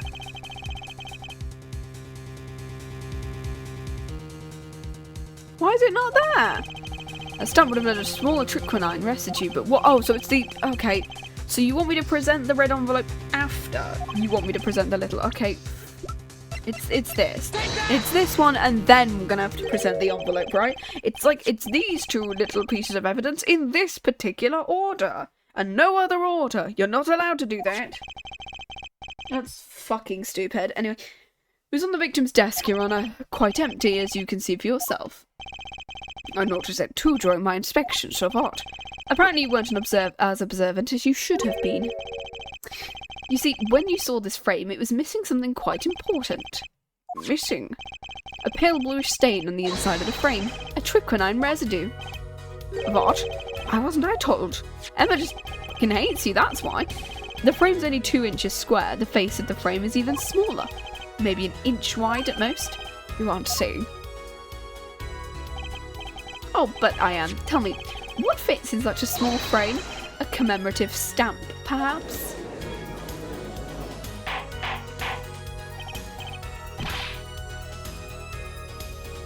Oh, gosh. This is gonna, like, click my back a sec. Oh, gosh. Order. The poison stamp was in this frame? Impossible. Prosecutor Gavin, why would he put something like that in his own desk? Don't tell me so he could commit suicide when the mood struck. Can I say something? I had a thought, see. What, Mr. Brussel? And please stop cheating around. The victim was a forger, right? There's a lot of money in that line of work. Forger forges friends, makes enemies too, end quote. So the poison stamp might have been a murder weapon aimed at him. Yes, correct. Didn't we already prove this when we tried to present the envelope and you wouldn't let us because it was way too early? Thanks, Ace Attorney. Oh, Ridge, that's Ridge. Leave the ridiculous flights of fancy to the Gavin song lyrics. I know what you're supposed to present here, but it won't let me. The stamp was a murder weapon. Nonsense. Murder's a simple business. Who would go to such lengths? No one. I mean, Ace Attorney characters absolutely would. Come again? Recall, if you would, victim's reclusive lifestyle. Sham hid from the world, avoided meetings. His only contact with the outside world was the mail. Now, if you wanted to kill someone you couldn't meet but you knew read letters, A stamp would be the perfect weapon. Where's your proof? I want proof. Show us evidence this poison stamp was sent to him as a murder weapon. I might not have evidence, per se, but, things are finally starting to come together. What is it, Apollo? Your fists are trembling. And I think I know what happened. I don't believe it, but I can see it. I think I know how Mr. Misham was killed. Riddle us in, Mr. Justice. A certain piece of evidence points to the truth. I can show you how someone with the intent to kill sent Misham's stamp of death, the letter we literally just presented. Is this correct? Yeah. Oh my god, the music stopped finally. Isn't this the envelope? Think about the text of the letter again. There were 2 pages in the envelope. This is page 1. And this is page 2. I want to draw your attention to one phrase in particular. Send in the enclosed envelope with the enclosed stamp within 3 days. The enclosed stamp, Your Honour. In other words, if I have this straight, the stamp poison on the stamp, lick, gasp, end quote. Oh well.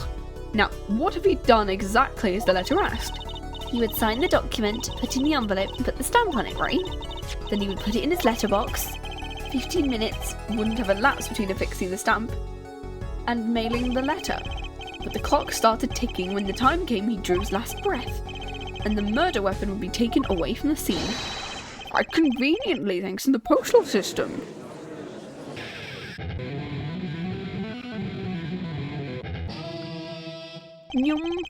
Such a splendid imagination you have, forehead. Let me confirm one thing with you, if I might. So this poison stamp was inside the envelope from 7 years ago. Yeah? Isn't that what you have us believe? Well, it is a little bit of a stretch, but there's a possibility there. A very small possibility. How small, I wonder?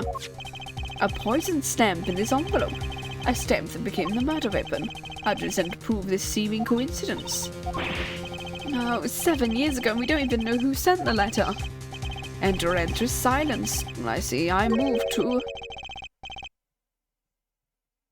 Who is this gonna be? It's not nice to pick on the Fräulein, Clavier. Why the fuck are you here? Oh, thank God! I was about to say, why the fuck is Kristoff here? He's in jail. It's not nice to pick on the Fräulein. Emma. I love the fact that both Clavier and Apollo were like, oh shit, a Kristoff's here. Neither of them want to talk to him, the mentor and the brother. Like my Kristoff Gavin impression? Do I sound like him? Don't quit your day job. Don't you have a crime scene to be looking after, Fräulein? Someone had to come dig you out of all the mess you're making of this case. You know none of this would happen if you just trusted in science a little more. Well, you can find out if that stamp was in the envelope. Easy. Care to explain yourself? Glare at me all you want, but science is on my side. It's all in the residue. That's right, the poison detection spray. Produce the red envelope at once. You can open it on the authority of the court.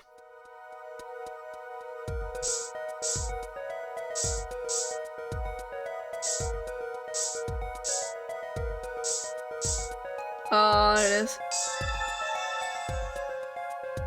Ooh. Wouldn't you look at that? No mistaking it. That's a triquinine residue. I don't believe it. A murder weapon from the past. 7 years later it bears its fangs last. Absolutely outrageous. Why didn't this murder take place 7 years ago? Well, there's one possibility. Maybe Mr. Misham figured it out. He realised the person who sent the letter wanted him dead, so he sent his reply with a different stamp. And put his decisive evidence in a frame.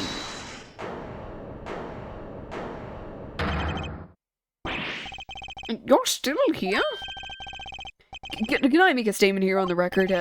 I, Spark Razor Tooth Brushel, declaim this scoop as mine. Drew Masham killed in cold blood by sender's 7-year-old letter, end quote. Maybe something more succinct. A star falls after 7-year delay, end quote. Arthur, I see no room for further argument. Though I admit this is all coming as quite a shock to think the murder weapon reached his mouth after 7 years. Stamp his ticket straight to afterlife, end quote. I think the witness is a bad influence on our judge. I see no further debate. The sender of that letter 7 years ago could hardly have been our defendant. Apollo, I think we just won. Very well, this court finds the defendant. Oh, Clavia? Clavia, what do you want? Is this the bright future of our legal system? Oh yeah, because of the fact that the judge can't declare. The judge can't declare because the jury has to. The judge, yeah, that we're on the jury system. So because of the fact that the judge cannot declare her innocent. Prosecutor Gavin? A ticket to the afterlife from 7 years ago. Tickets for Gavin shows are invalid after 2 weeks. Doesn't make sense any other way. No, because the fact the residue is still there. It boggles my mind so many people haven't noticed it. There's a fatal contradiction in her forehead's claim. No, because of the fact the residue was still on the, No, because the residue was still on the thing. A contradiction? A poison stamp was placed in the envelope, where it was framed until now. If that's the case, why would he have done what he did? Emma explained it. He must have realised it was poisoned. Therein lies the rub. Yeah, why would he then use it? Did he just assume that it was gone because it'd been 7 years and like the poison would have worn off? 7 years ago, the forger sensed the trap and put the stamp in a frame. I did not debate this, but there begs the question, why did he use the stamp on the night of the murder?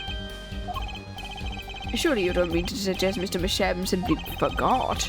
He put the murder weapon on a frame on the desk for 7 years and forgot. You expect us to believe he sprang the trap on himself? Oh...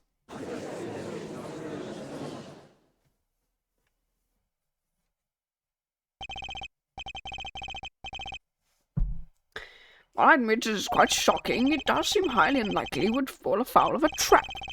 This has been sitting on his desk for 7 years. Apollo? I don't think we're winning anymore.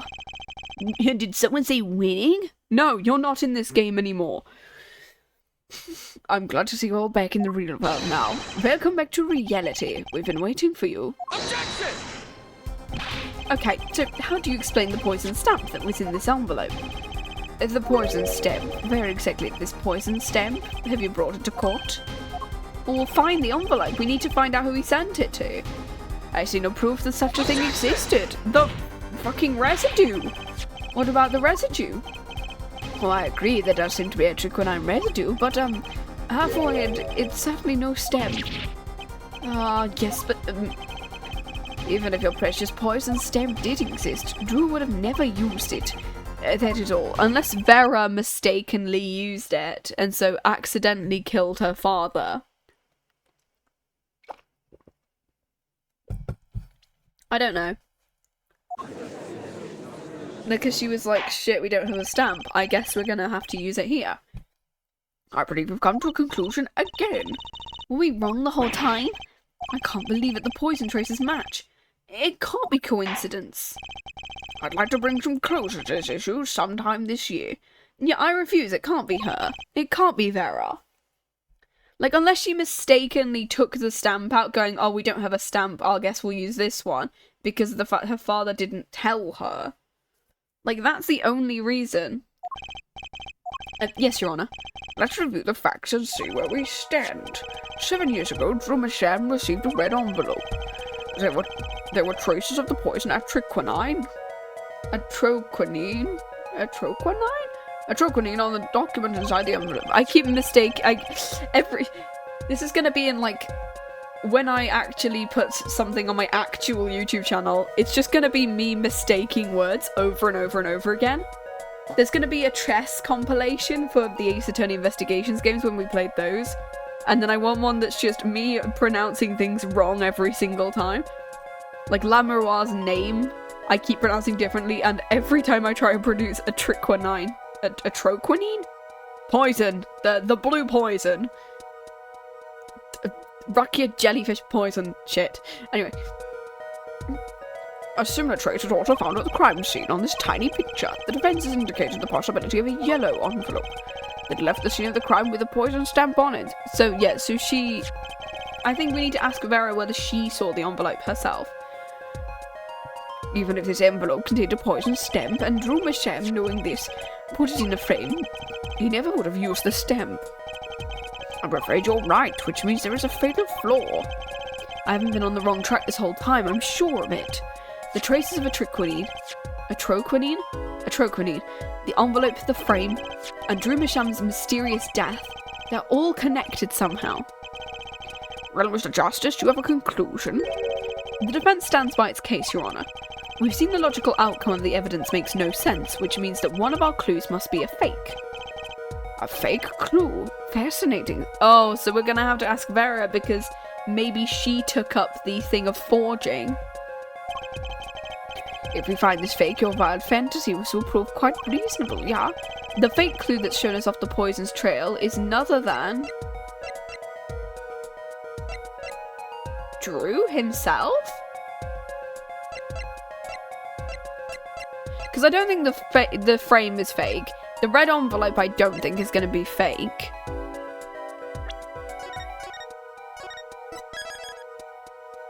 Okay, I'm going to save here, because I don't understand what it means by Drew Masham himself.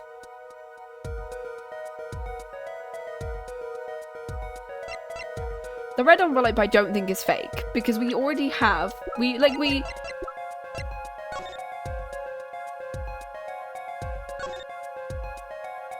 Because these two corroborate each other. And because the frame corroborates the red envelope. Is it that we think Drew did it himself? Because the fact he didn't tell anyone of these things. These two corroborate each other, so I'm gonna pick this and see what happens. The victim was a fake clue, I'm afraid I don't understand. I'll explain. We have an envelope, a frame, and a mug linked by poison, yes? That all makes sense. Yeah, they corroborate each other. What doesn't make sense is the victim himself. Congratulations, you've completely lost me. The fake evidence is none other than the master of fake himself, the forger. So the forger made something for someone, and that is somehow being used as evidence in this trial. Maybe. I don't know. Makes a good story, I'll give you that. The guy at the bag. Did someone say story? The fake clue, fakes, and forgeries. I know that face. I just had an idea face. Fakes and forgeries? You did me one of those at one point, Trucy, didn't you? You gave me like a fake card at one point. And you smeared some of your dad's blood on it? That was a weird thing you did. I don't know if I'm right, but I'm going with it anyway. What if our forger is the fake? 7 years ago, our forger sniffed a trap and stepped inside. 7 years passed. Now the forger stumbles into that very same trap and dies. Why? That's what I want to know. Because the forger who was killed was a fake. Huh? What? So is this trial real or not?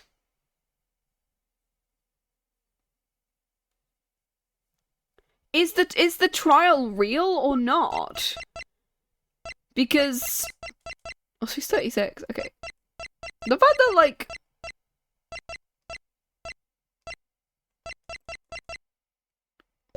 Huh? So is this trial real or not? Because I thought right at the start, Phoenix was like, I'm going to set you up a trial with the new system. And I was like, is it a real trial? Or is this a fake trial that we're creating? Like, I can't tell anymore. Here we are again. The victim was a fake. Did he, like... One forger smelled the trap. One forger fell into the trap. That's 2 forgers, and one of them was a fake. Huh?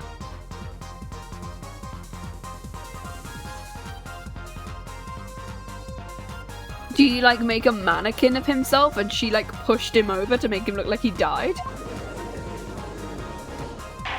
What the fuck is this? Is this to, like, show that this is weird?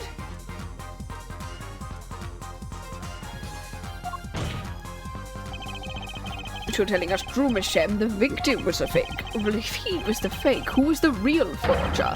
We'd better not be claiming there was some kind of switcheroo.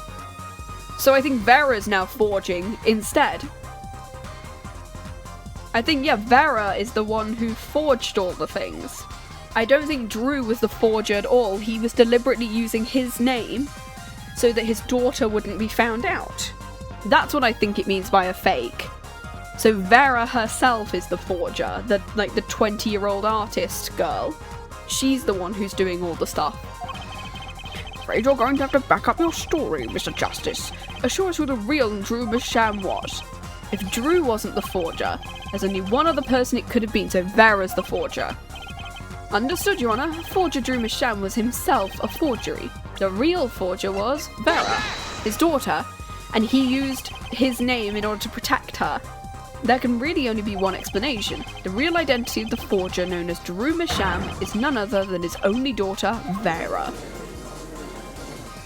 The real forger is the friends we made along the way. Exactly. Welcome to Ace Attorney. Mr. Justice, this is going out on a limb even for you. I kind of agree. I mean, Vera, a forger?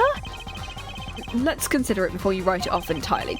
If you look at the paintings in the studio, one becomes quite clear. Forgery had been taking place in that studio for quite some time. The forger wasn't caught in the trap 7 years ago. Okay, so the idea is that her father taught her how to do forgeries, basically. And so then he stopped doing all the forgeries. He stopped doing forgeries and became like a true, honest illustrator and taught his daughter how to do all the forgeries. This can only mean the one who was caught in the trap wasn't the forger. That does make a certain kind of sense. Wait, does that mean that Vera was 12 when she did all those forgeries of evidence? One more thing. Only 2 sets of fingerprints were found in the forger's studio. Drew's and Vera's. If we know that Drew wasn't the forger, that leaves only one possibility by process of elimination. The forger was Vera. Well,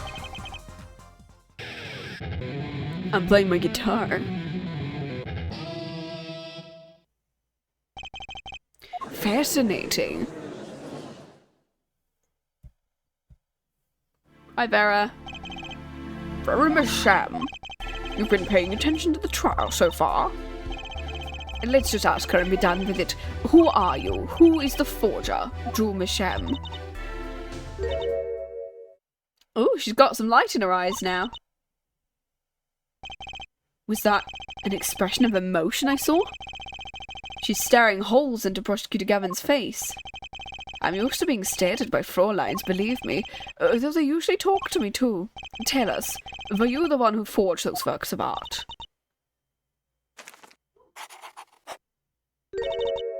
Yes. So the forger, Drew Misham, was you? Yes, it was me. Oh, is that a sad face? Well, this is 10. Ooh, give me a second. I'm gonna quickly just check something. I think my dog's barking at nothing again.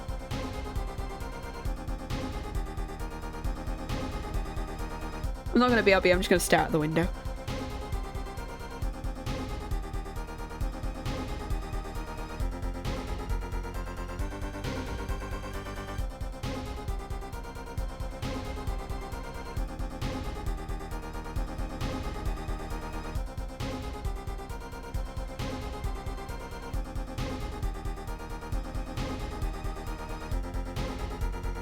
They're barking at a cat outside. Of course they are. It's like, oh, great, cool, thanks. It was me. What? They were barking at a cat outside. Yeah, they're barking at nothing again, great. The court was in uproar, and it wasn't coming down. We had to break for a 10-minute recess. You were the forger all along. Oh my god. Okay, second half of the trial. We might be able to get a little bit later on. I think we are still gonna need to do it in 2 parts, but yeah. Okay. Trial day 1, the trial resumes. So I think, yeah, we are still gonna continue. We got 2 more hours before I think we... Yeah, we're gonna try and still do 4 hours. We'll see whether that works. Okay, so where exactly does this leave us, Apollo? Well, the Dreamer Sham who was killed wasn't Dreamer Sham the forger, basically. Well, who was he? Well, he was actually... doing her nails. Godspeed. So you really made those forgeries. Yes, for father. I know it was wrong. Could you tell us how it happened? My father was a painter. I loved painting ever since I was a child. One day, father saw it in me. He saw I had the talent. The talent for making forgeries? So he did used to do it. And so he taught her how to do it 7 years ago. How should I say it? It was not only paintings I made. Given the materials, I could make anything. Anything? Father was so proud, and I so happy. But in the end, I was making those forgeries. I've never had a good constitution, nor personality. I know very little of the world outside my door. Now, because of me, Father is... Do you know about this red envelope? I remember that envelope. It was some time ago. So you were already, you were creating your works back then? I started when I was only 12 years old. So that's when she did all the evidence. Okay, she forged evidence when she was 12, and so 7 years ago, I'm assuming that's what got Phoenix disbarred, her evidence that she made. The one who figured out the stamp was poisoned. Mr. Justice, it's time to the courtroom! Right, out of time. Farah, just one more thing. Those 3 paintings. I painted those as part of my work. We checked them out and we saw what was underneath. We saw the rough sketches under the 3 finished paintings. I see. Mr. Justice, Father, he knew of you. Of both of you. Your late father? He was watching, gathering information. All about the Wright & Co. law officers. But we're not just doing law. You do tricks, gags to amuse, and play piano. You can do that? Well, they're not really gags, but... When Father heard you had resumed the legal business, how pleased he was. He was Mr. Masham. How am I supposed to know? But he was Daddy's daddy. Judging from the relative ages, I'd say that's highly unlikely. Yeah, because Phoenix is 33, and he's 52, so no, I don't. Like, unless he had the kid when he was... But, I mean, he could have. How can you just see the sketch under a painting? We used science bullshit. We used, X-ray science bullshit using beta waves to find the rough sketch under oil for some reason. I don't get how it works either. I know it works with paper and I know it works with envelopes. I don't get how that works with paintings. Yeah, highly unlikely.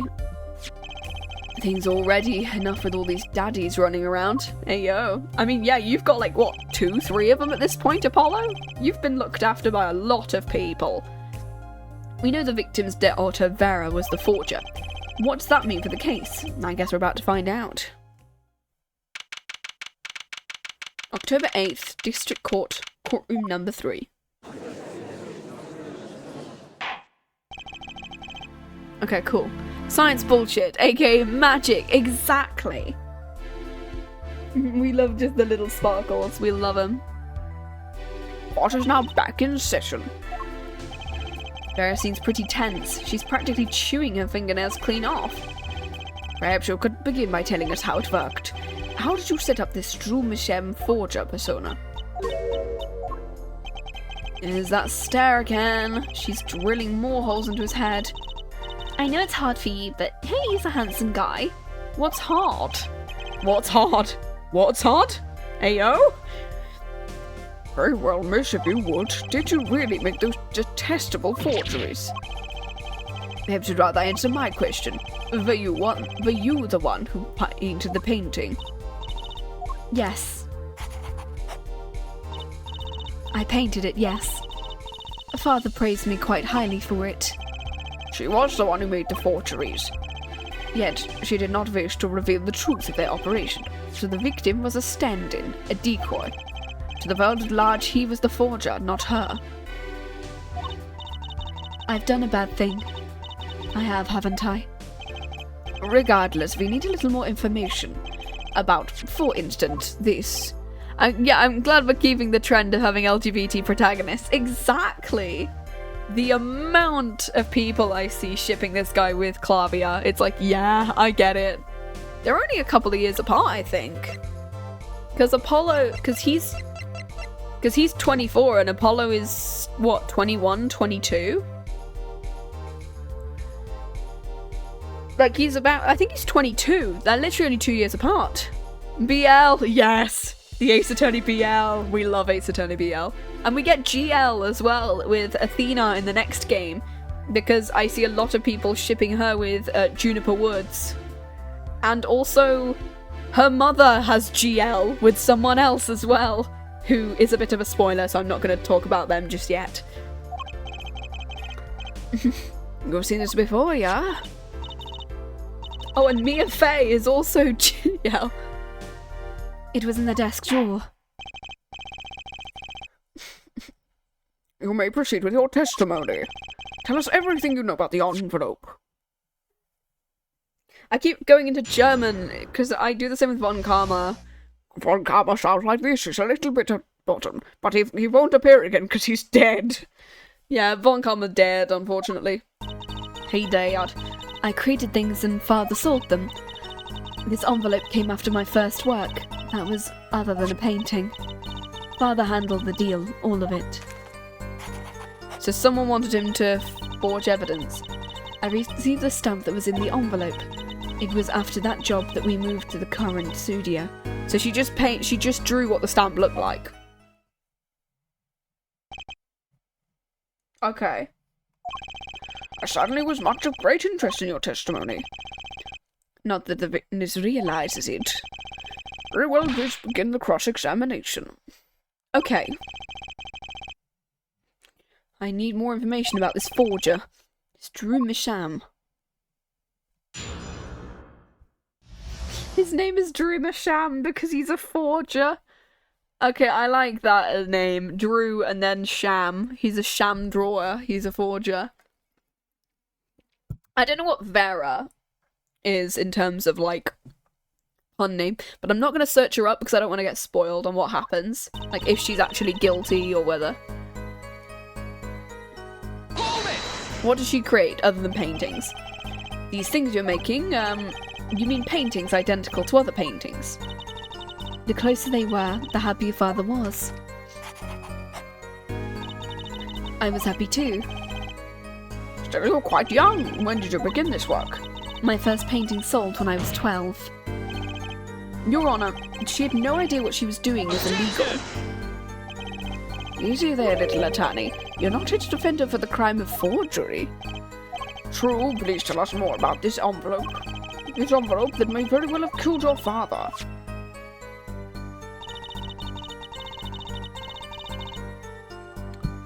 My envelope came after my first work. There was something other than painting. What was it? What was the first? What was it? By other than a painting, you mean evidence, probably. You'd only done paintings up to that point. But Father had a realization. He noticed my talent extended to making things other than paintings. For instance? A letter someone had written, or a fingerprint left upon a cup, or a signature on a document, a seal upon a letter. None of them makes it sound very innocent at all.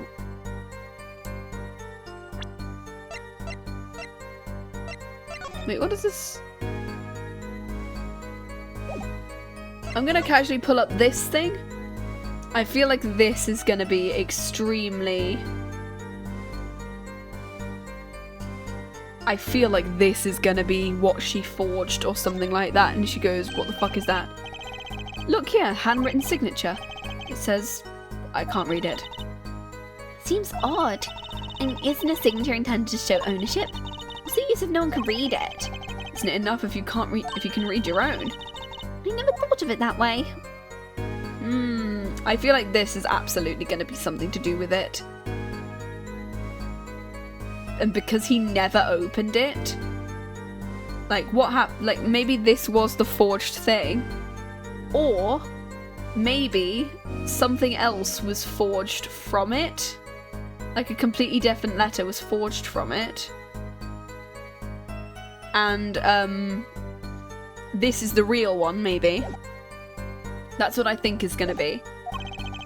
And the 100,000 promised in the letter was the start.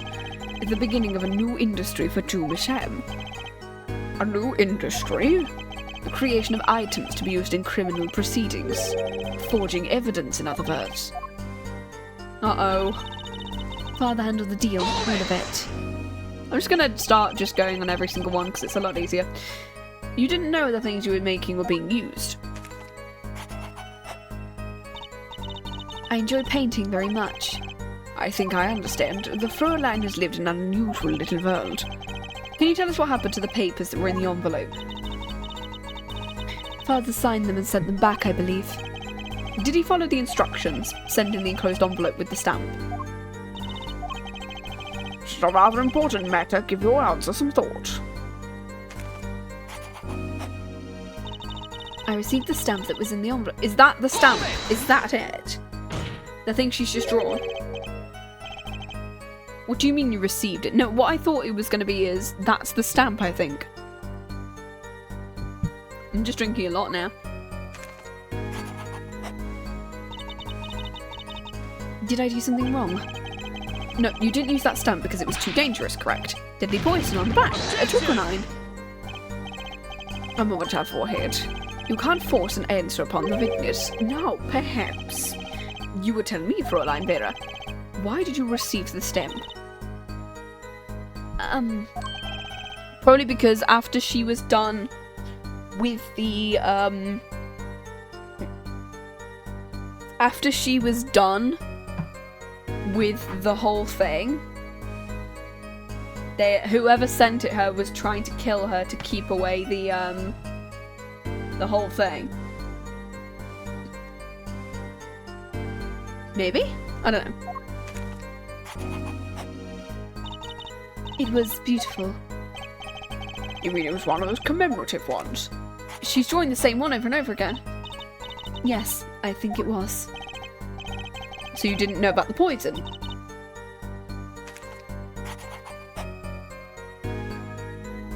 Sad? I guess not. A trap failed by chance, by mistake. Oh, there we go. Drew is in past tense to draw, yeah, his profession. Also being the word misham comes from my sham, yeah. Which means imitation. It also contains the kanji for painting. Oh, that's cool. So yeah, Drew misham makes sense because it's a sham of something he drew. Yeah, that makes sense. I don't know what Vera's whole thing is. Is it like verity, very similar to, like, to tell the truth about a sham?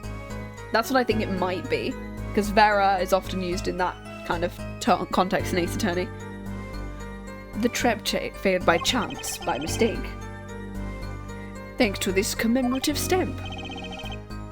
Oh, and she just put it in the thing because she thought it was cool. Quite the close call.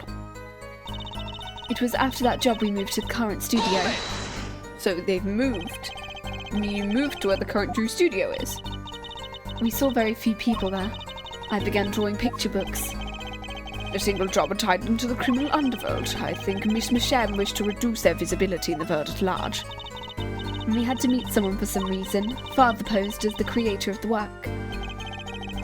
So that was the real essence of the artist Drew Masham. You did the work and he supplied the face. Vera comes from the Latin word for truth or from the Latin word for faith. Yeah, okay. To have faith in a sham or to tell the truth or to be the truth of the sham. Yeah, that makes sense. She is the true sham. Oh, that's clever. So, you really didn't know anything. You had no idea how much danger you were in.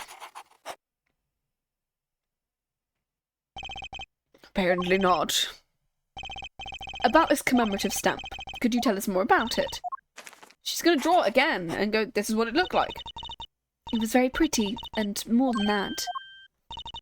It was a picture of people I liked at the time. This is something new. It had Edgeworth on it. Apparently, we've got some cross-examination yet ahead of us.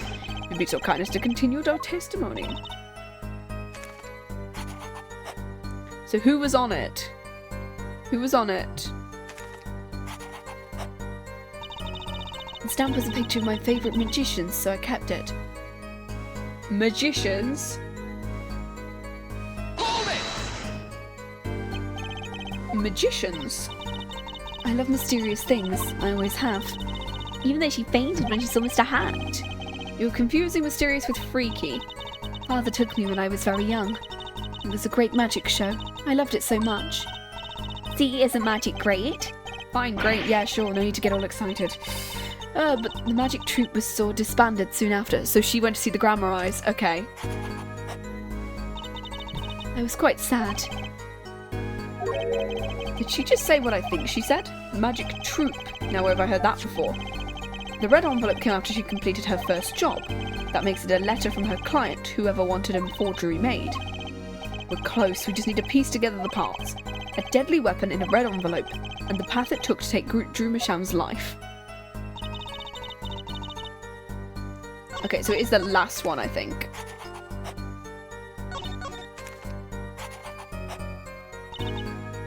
Okay, it's this one, I think.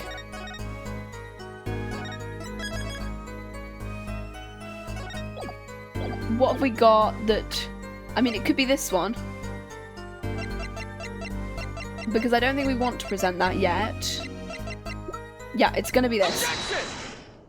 Ace Attorney characters walk around with names like John Scammer and I'm a con artist. Absolutely. Like, I tried coming up with Ace Attorney characters and it's mostly just like, yeah, half of them are just gonna be like, I'm a con artist, or Vera Scammer. Oh my god. I mean, to be fair, I wouldn't be surprised if we found, like, how many drag queens have, like, Ace Attorney names? Or vice versa. How many Ace Attorney characters are taken from drag queens and kings?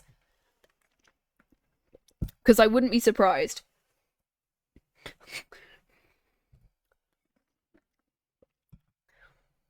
Whose magicians you liked? Was it this bunch? Is she gonna draw him? Oh, yes. And not a bunch. I see, still I have to wonder, why include a commemorative stamp like that in a business letter? Good question. Pretty stamps always better, and you can't beat true Grammar Eye. But the whole murder plan was a failure because of it. Ironic, Prosecutor Gavin. Oh, he knows something. Oh, that stamp is gonna be relevant. Yeah, the series already has Assassin. Yeah. Isn't she? Yeah, she's just an assassin. That's her whole thing. Her name is Assassin, and it's like, that's stupid. Some of them are just named after weapons. I think Giselle Brett is named after a type of bullet. Like, Giselle is a type of bullet, and Brett is just bullet. Wow, I wonder who had the gun. What's with Gavin? Might I ask just one question of this witness? In your testimony, you stated, this was your first work that was other than a painting. Oh, and this is going to connect to Phoenix's case, and this is why Phoenix chose it. because he wants to show the world who gave him that evidence and who ordered, because the same person who killed Drew Masham is the same person who caused his disbarment. Oh. Tell me, what exactly did you make? Can I ask why? No. Answer the question. Now. He was there. He would have been there, right? Or no, it would have been like Edgeworth or something. Gavin? Gavin? You're not usually the one whose volume concerns me. It's unbecoming of me, I apologize. But I must know, please, Miss Masham, tell me. Yeah. Yeah, Giselle Bullet. The art of, now how to be a skin in the book, and renders a pseudonym in English as Giselle Bullet. The name originates from the type of gun that John Watson was shot with in the Sherlock Holmes canon. And he was shot with in Ace Attorney canon. The localization and rendering of the name makes it seem like a legitimate name, with Brett being an actual name, such as Jeremy Brett. The Giselle is not a real name. Thank you for that fact. Heck yeah, we love all the Ace Attorney facts. It was a book. A single page in a book. A book, please be more specific. It was a handwritten book. Like a diary. Oh, the diary was the forged piece of evidence, wasn't it? No, I don't. Oh shit, he knows. That's the forged piece of evidence that caused Phoenix's disbarment. Somebody asked her to forge it for him. What's wrong with Gavin? He looks like he just saw a ghost. She spoke. Was there a picture of a silk hat on the back cover, yes or no? How did you know? Because his entire thing... Gavin, the defendant is answering all of your questions. Stop badgering her. He's told you nothing, has he? Your soiled, sullied mentor, nothing? Which mentor? Sullied who? Phoenix or Clavia? No, not Clavia. Phoenix or Kristoff? Which one of them is going to need to explain things? I think both. Both Clavia and Kristoff are going to have to explain things, because Kristoff, I think, killed Trucy's father. So he's got to explain a lot of shit, and then Phoenix ended up doing something that regards this. Phoenix, right.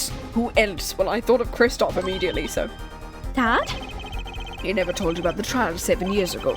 How he came to lose his attorney's badge. It was a certain piece of evidence that decided his fate. A certain diary. On the back it bore the mark of a silk hat. What? Phoenix Wright tossed out of the profession by false evidence? And the forger who made that evidence?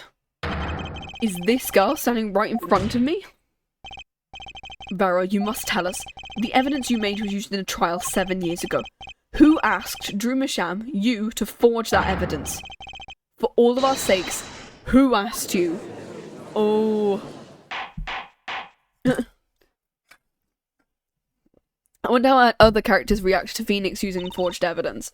I don't know, because didn't Von Karma also used a bunch of forged evidence, and Edgeworth also used forged evidence, and their badges didn't get taken off them? Like, how does that work? We only met once. You met the client. Who was it? It was... What's going on with Vera? She's staring at Gavin's face again. Was it Kristoff?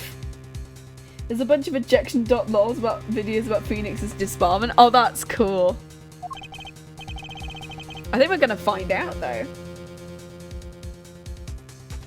I think we are gonna have to find out. Is there something about me? Oh, because it was... I don't know whether they're brothers or whether they're twins. I think Kristoff is his older brother. Is that why she's staring daggers at Clavia? because of the fact that Kristoff is the one who asked her to do it. Because Kristoff, for some reason, has a thing against all the magicians or something like that. Hence why he killed one, attempted to kill the other, or something like that. Oh my god. I remember clearly. I remember who gave me the book, the diary. Who was it? Oh, Oh shit, what's happening? Vera? Oh, she's fainting. the devil. Oh, okay, that's helpful. Well, where's Lucifer? Come on, come on, come on out. Come on, where's the, what's his name? Who's the, is it Tom Ellis? Acute atrichonine oh shit, she got poisoned as well? Kristoff is a year older than him. Okay. This ends the recording of the trial for the murder of Drew Sham. Vera was, during the trial, poisoned by an unknown assailant. The dosage was just under the lethal amount, sparing her life. She's currently in intensive care and is not to be disturbed for any reason. A very simple case at first glance, until it finally begins to show its true colours. I'm assuming this is Phoenix saying this. The long road to the truth takes us to the record of another trial. Oh, Phoenix! We gotta get to play as Phoenix again! In some ways, that was the starting point of it all. Oh my god, and young Clavia! He's got short hair!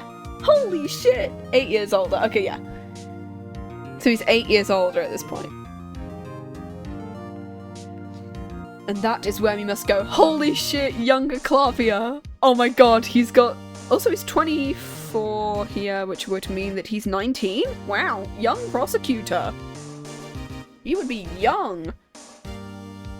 Like, when I made, like, a prosecutor lady for, like, my fake Ace Attorney thing, she's, like, 28. 28, 29, and she's just here going, Jesus Christ, I hate all of you people. Oh, little Trucy! To find the whole truth. I'm assuming this is older Phoenix saying this. Oh, okay. To be continued. We have an hour and a half to 2 hours. Let us go to, I guess, day 2? Oh, 7 years ago. Oh, shit.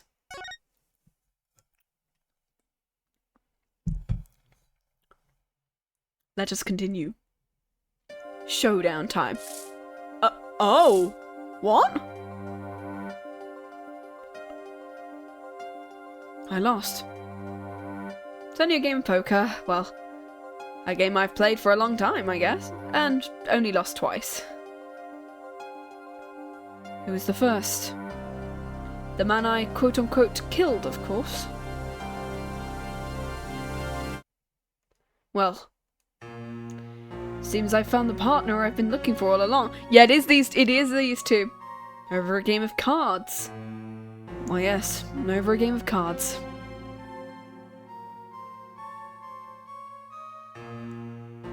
That was how we first met. 7 years ago. It is! This is how the pair of them met and how he came to adopt Trucy. Mr. Right. God. Young Mr. Right again. He's in his, like... He's like, what, in his 20s now? He's back in his 20s. Just 2 months after 3-5. Oh, and all of the whole Iris stuff. Which means this was going on during investigations too. Yeah, this was going on, like, just after because Investigations 2 happens about the time this happens. Or just before this happens. Okay, it's been a long time since I felt like such a rookie. Phoenix, he's back! Gotta try and relax. Thank you for the head pats!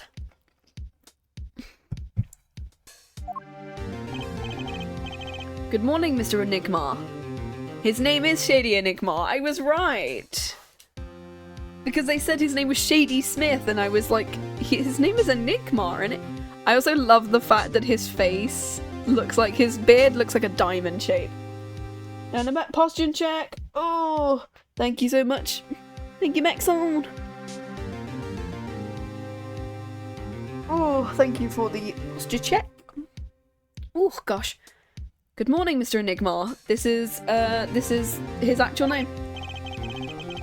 So his name is, I think, Shady Smith. His actual name is Shady Smith, but he goes by Zach Grammari as part of the troupe, I think. What do we give, because I gave him a voice. Do I just give him a similar voice to Valant? Because Valant has kind of a commanding voice, but I think he'd be a bit more quieter in tone. I'm sorry to have sprung this on you so suddenly. I received the files from your previous attorney only yesterday. Honestly, I'm not entirely sure I'm prepared. I understand I'm asking the impossible of you. Yes, well, you haven't really told me what happened yet. All we did was play cards. And that was enough. Actually, it wasn't. Trust me. Oh, and she's in red! Morning, Dad. I'm glad you came. You okay, Dad? Are you picking on you? I'm fine as always. This old boy is here to help me after all. And this is how Phoenix came to adopt her, because he ended up getting, like... I'm assuming he ended up getting arrested because of forged evidence, and then he fled and became Shady Smith. That's young man to you. I'm assuming that I'm assuming the poker lady right at the beginning of the first case, I'm assuming that she didn't know about the fact that these two know each other. And the reason why he came to play cards is because they wanted to talk about how Trucy had been. And so he knocked her out in order to talk about Trucy. Investigations 2 ends on April 8th, 11 days earlier. Okay, so literally we did do this in chronological order, because we played Investigations before we did this. Okay, that's a young man to you. Good morning. That's a cute little outfit you have on. Thanks, my first day today after all. I'm sure it is. What the heck is she talking about? Do I give her, like, the Pearl voice? Oh boy. Look what he started. Here. Assuming this is Trucy. It seems fate's clock will make me wait a little longer. At least only less than 10 swift minutes remain. To those who have supported me in my life's work, I give thanks. Farewell. So this is a suicide. This is a forged suicide note. I know. I just got over there in the hall. You told me to give it to the old boy in the blue suit with spiky hair. You said it was important. What's this? A memo for you or some such? Not from the looks of it. What is this? Looks like a page from someone's diary. I'll give it a read later. So this is the forged evidence. How do you feel about the trial today? We'll get through it. Somehow. Incidentally, the prosecutor today is a new guy here. Ah, an easy win then, yes? They're calling him a true thoroughbred in the history of the prosecutor's office, though. Of course, there's one of those every year. The switching of attorneys just before the trial. So does that mean that canonically Clavia and Eustace are of the same age? Well, Eustace is 18. Yeah, Eustace and Kay are 18 during Investigations 2, and Clavia's 19 here. So that means they're about the same age. Why did we not get to see, like, grown-up Eustace at any point? I would have loved to see him. I know it is a difficult situation I put you in, but allow me to say one thing, Mr. Wright. Yes? They will not be able to pronounce me guilty today. So do your best, but do not worry. First time a defendant's ever given me a pep speech. I'll do what I can. I see you. You don't understand. It would be impossible for them to declare a verdict. Impossible? Isn't that right, Trucy? Yep, you bet, Dad. My first look at the case was only yesterday, and the information I was given was a tad bit lacking, to be honest. Still, I'll do what I can for their sake. I believe the curtains will be lifting any time now. I'm in your capable hands, Mr. Wright. My client is Shady Enigma. Shady Enigma. Yeah, so his name is Shady Enigma. Known to the world as Zach Grammari. A wildly popular magician and the star of Troupe Grammari. His mentor, Magnifi, was a rare breed of magician. He single-handedly ushered in a golden age of stage magic, until he was shot dead. And Zach is the suspect. Did Valant do it then, or did Kristoff do it? Oh my god, young Clavia. God, it looks weird to see him. Watch now in session for the trial of Shady Enigma. Shady Enigma. Because he's a shady enigma. Very funny. The defense is ready, Your Honor. Is the prosecution ready? Oh god, he's in like a darker purple as well. I was just thinking, is this what all the fuss is about? A bit of a buzzkill, really. Buzzkill? Is this some kind of crime? Ivan is averse. This is a trial, yeah? Do we have his age in here? Oh, 67. He's wearing black. Died after being shot in the head while in the hospital. God! Trucy Enigma is her name. Aww. Truth and Enigma. Already dressed the part of a magician to the hilt. Shady usually goes by a stage name Zach Grammar. Yeah, so hence the Z. Was one of the verse. This is a trial, yeah? Where the sweaty palms, the pounding hearts. A Gavinus concert's got 10 times the thrill this geek's got. Will the real Slim Shady please stand up? Exactly. Who are you again? Clavia Gavin. I came to get the party started. Legally, yeah. Gavin, defense attorney Kristoff's? I figures my bro's more famous in this part of town. So he's not in the thing yet. Clavia Gavin, lead singer for the mega hit band The Gavinners. I'm surprised he's not the one on the piano.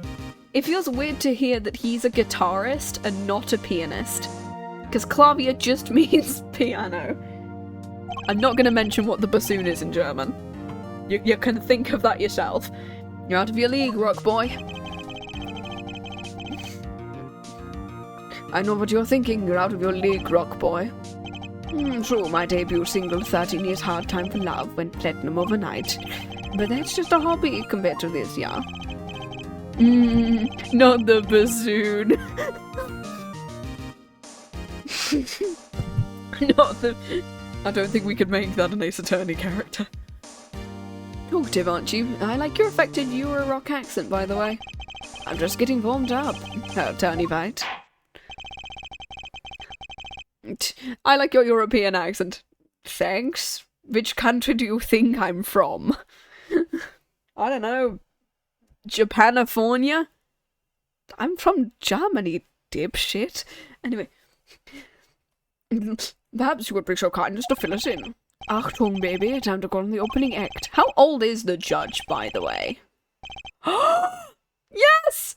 Yes, he's back! Oh my god, I love... yes! He's 17?! Clavier is 17 here? Holy shit. He's younger than Kay, and he's younger than Eustace, which is a weird thing to think about.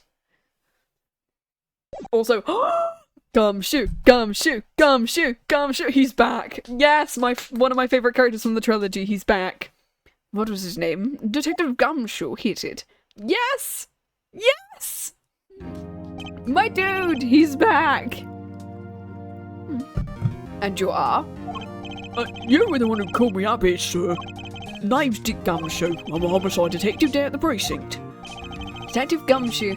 Long time no see. You. Huh? Me? Today's the day, pal. Today I win and you lose. Got confidence in my testimony today, see? It feels weird to see him without, like, black line art. He's my big lovable dude, I love him! It feels really weird to see him without, like, the regular Ace Attorney trilogy line art. He's got, like, just coloured line art now. What, you normally lack confidence in your testimony? A detective, this is my stage. Candy antics. What is hey Ewing and such? I couldn't care less about your history together. My dude! Very well, Detective Gumshoe. Please tell us about the case at hand. I've been 6 days back in a room at the General Hospital. Oh shit, man. Facts as simple as they come. Here's the crime scene.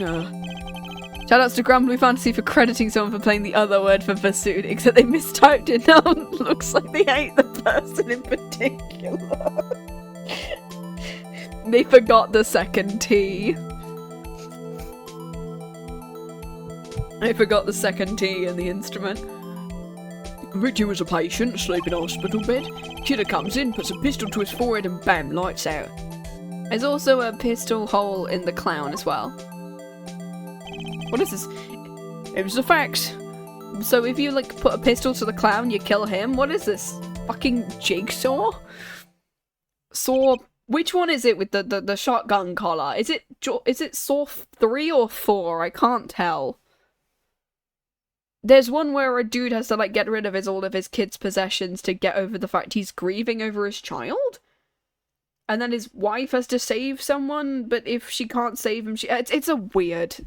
It's a weird film, and I've been trying to remember which one's which. Anyway. Not so long ago, the victim, Magnifique Ramurai, was a famous man. He had the entire country under his magical spell. Oh yes, And a great magician retired years ago, though.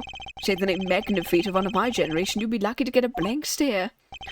Well, I'm sure the youngsters today know his disciples. That is, a true Ramurai have made their name for themselves. The retired Magnifique's been in the hospital for the last year. What was it? A malignant tutor or something. Malignant tumour. There is something to his, liver, I think. Yeah. A malignant tumour, perhaps. Another verdict, liver cancer. Oh shit, man. That feels like the most anticlimactic way to die in, like, an Ace Attorney game. It's like, yeah, the dude had liver cancer and then somebody just came and shot him in the head, and it's like, oh shit, man. And who had 3 months left to live. The facts do seem simple enough, but something's not right. The victim was already climbing a 3-month stairway to heaven. Why not wait for him to knock, knock, knock on heaven's door? Why shoot him? Anyway. I wouldn't have put it quite so lyrically, but it is true. Why make the effort to commit murder when the victim is about to die?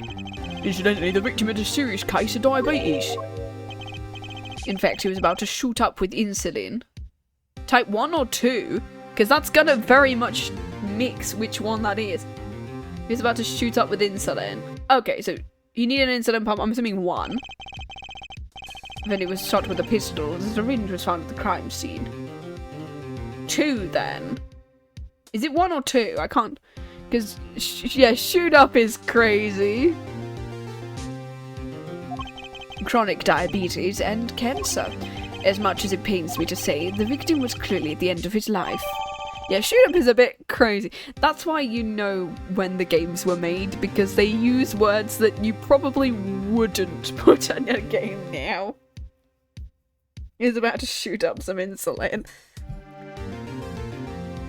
Or the absolute fest that is the Danganronpa words during the first game, yeah. Small syringe. Used for administering insulin, has been washed and shows no sign of use. Good. Good, because you're only supposed to use one of those once. Because then it'll have the person's, like, you put it in a person's bloodstream, that stuff is, yeah. Then it needs to go in, like, this big box. Usually yellow, has, like, a whole thing with them. When you take meds like I do, you know what those things are.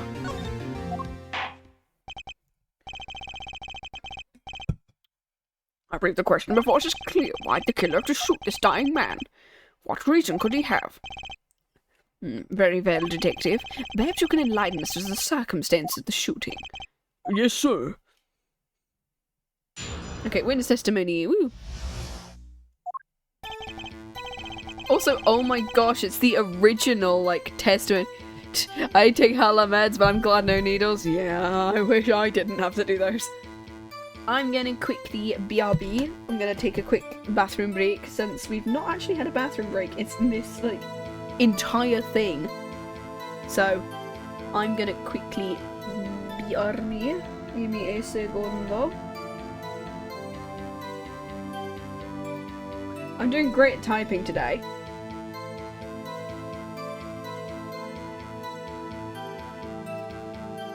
Should be seeing the Unfortunately, kitchen gun's not working at the moment. I might have to get rid of that. You're just using the kitchen gun. It's... There we go. I'm gonna just quickly BRB.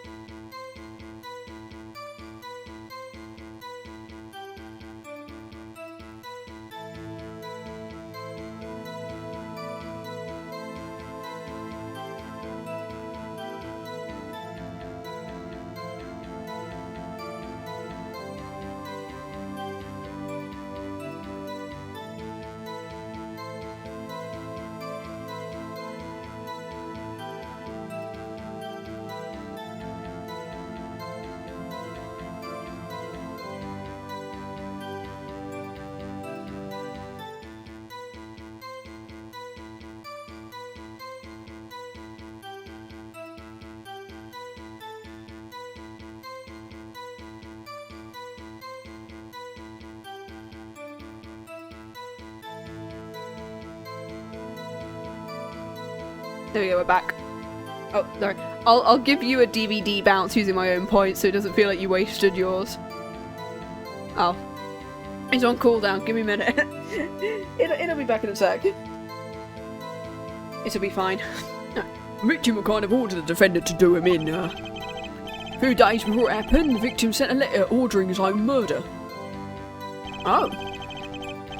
The defendant did what I was asking of him and shot the old man for it. Well, it was fired from the pistol found at the scene, no doubt about it. The pistol definitely belonged to the old man, sir. Okay, cool. I've discovered a packet of cheddars now, so hooray. What? I think the victim ordered his own shooting. Was the facts, I have here the letter in question. To my beloved student Zach, to you I entrust. Okay. Okay. Yeah, I'd like to. Very unusual indeed. I'd like to. Let me find him. Letter asking Zach to shoot him. Nice to know. To my beloved student Zach, to you I entrust the task of lowering my life's curtain. Come on the 13th, 11:05 p.m. I will ready a gun in which you will shoot one shot square in the forehead. You cannot refuse, and we both know the reason why. What? Give me a second. Let me do you a DVD bounce so that What? Why do you not like me today? There we go. So it doesn't feel like you didn't use your voice. Could a thing as a letter really cause one to pull a trigger, I wonder? I believe the answer to that question can be found at the end of the letter. Think of the headband. Cannot refuse, or you both know the reason why. Ah. Gumshoe, can you explain this to the court? Fortunately, even the defendant won't say a peep about that bit, sir. One thing bothers me about this. Why didn't he just say 11? Why haven't come at 11:05 without some specific reason? Is the devil is in the details, Sir Attorney? Was there some reason? As it turns out that it was. Every night for an hour and a half, starting at 11, the victim, Magnifier, was given an IV. Okay. There it is in the picture off to the side of the bed. A doctor would come to set up the IV. 30 minutes later, he would come back for the empty bag. Yep, that does happen. It does take like 30 minutes, half an hour. No, 30 minutes, an hour for that to kind of go through.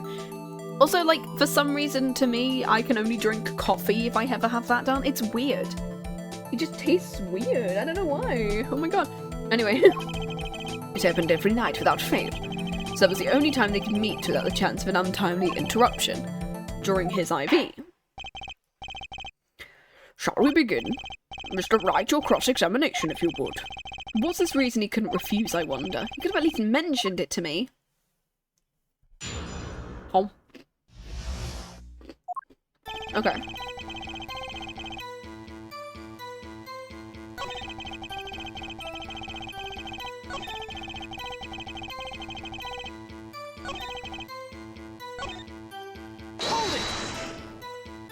After Bloods, I chuck American sodas literally every time. Oh god, yeah. That sounds yeah. Because you sometimes need that sort of stuff. Just because he got the letter doesn't mean he went through with it. I disagree. The victim was indeed shot in the forehead, after all. Just as he had commanded. Could be a setup, but let's not be in such a hurry. Maybe we should let the witness talk for a change. Thanks, pal. Fine, I can play it slow as well as I can play it fast. Oh. On with the testimony, Gumshoe. The victim sent him a letter ordering his own murder, we know that one. Did what was asked of him, shot an old man in the forehead. The bullet was fired from the pistol found at the scene, no doubt about it. Just once? Just once? How can you be so sure? You gotta learn to stop relying on people to do your thinking for you. Learn to think for yourself, get the noggin cranking. You fail to grasp the concept of questioning. But she got the letter. It says shoot in the forehead, loud and clear. Okay, does it specify?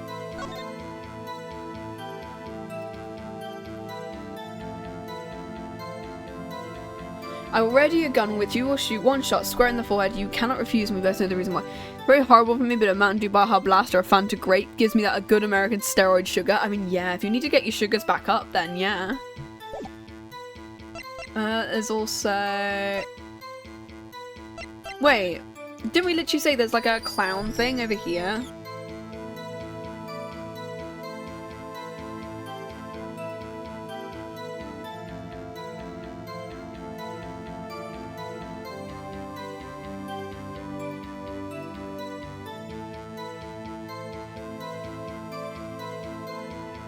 Sorry, just had to quickly chat to someone outside stream. Yeah, because it was like this clown thing, so maybe that's what he meant by shooting him in the forehead? Not that, like, was it some kind of bullshit jigsaw trap where it was like, no, you gotta shoot him, you gotta shoot the clown in the forehead, but if the clown dies, you die. Oh my god. Yeah, it was weird. Just shoot in the forehead loud and clear. I can see that, but I still wouldn't do it. Maybe you need to grow yourself a backbone. You fail to glance at the concept of shooting people is bad, detective. But I have a gun, I get to use it. Wolf found the defendant's pistol at the scene. God, it's like one of those, you know, like the Danganronpa sword, where it's like the gold comes off if you touch it. Traces of gunpowder residues had been fired recently. How many times? How many times it has been shot? As far as I can tell, there seems to be no issue with the prosecution's claim. The photo, maybe there was something in there I can use. So they're saying the defendant shot the victim in the forehead. I think there's a hole in the prosecution's argument. Clearly, Mr. Enigma. Shot something else? Shot the clown instead. Looking at this photo, another possibility occurs to me. They just unplugged his eye. They just unplugged him. That's how they killed him instead. What does the letter tell us? The defendant had a reason he couldn't refuse his teacher's wishes. Bingo, pal. That's why the defendant popped him one in the forehead. Okay, geez, mate. He says once in the letter. Yeah, he says once. And he doesn't specify in his forehead.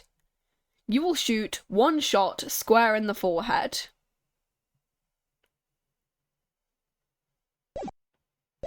And he shot the clown thing, right? In the forehead, because he couldn't do it, and because there was only one bullet in the gun. The defendant had another choice he could make. What, and you can prove that with this photo? Yes. I can prove it a choice, yes. The defendant might have fired like he was ordered, but he didn't shoot the victim's forehead. Well, let's hear what you're thinking, Mr. Wright. He shot the clown. Let me. Yes, we know where he shot. Let me find the clown. There he is. Take that!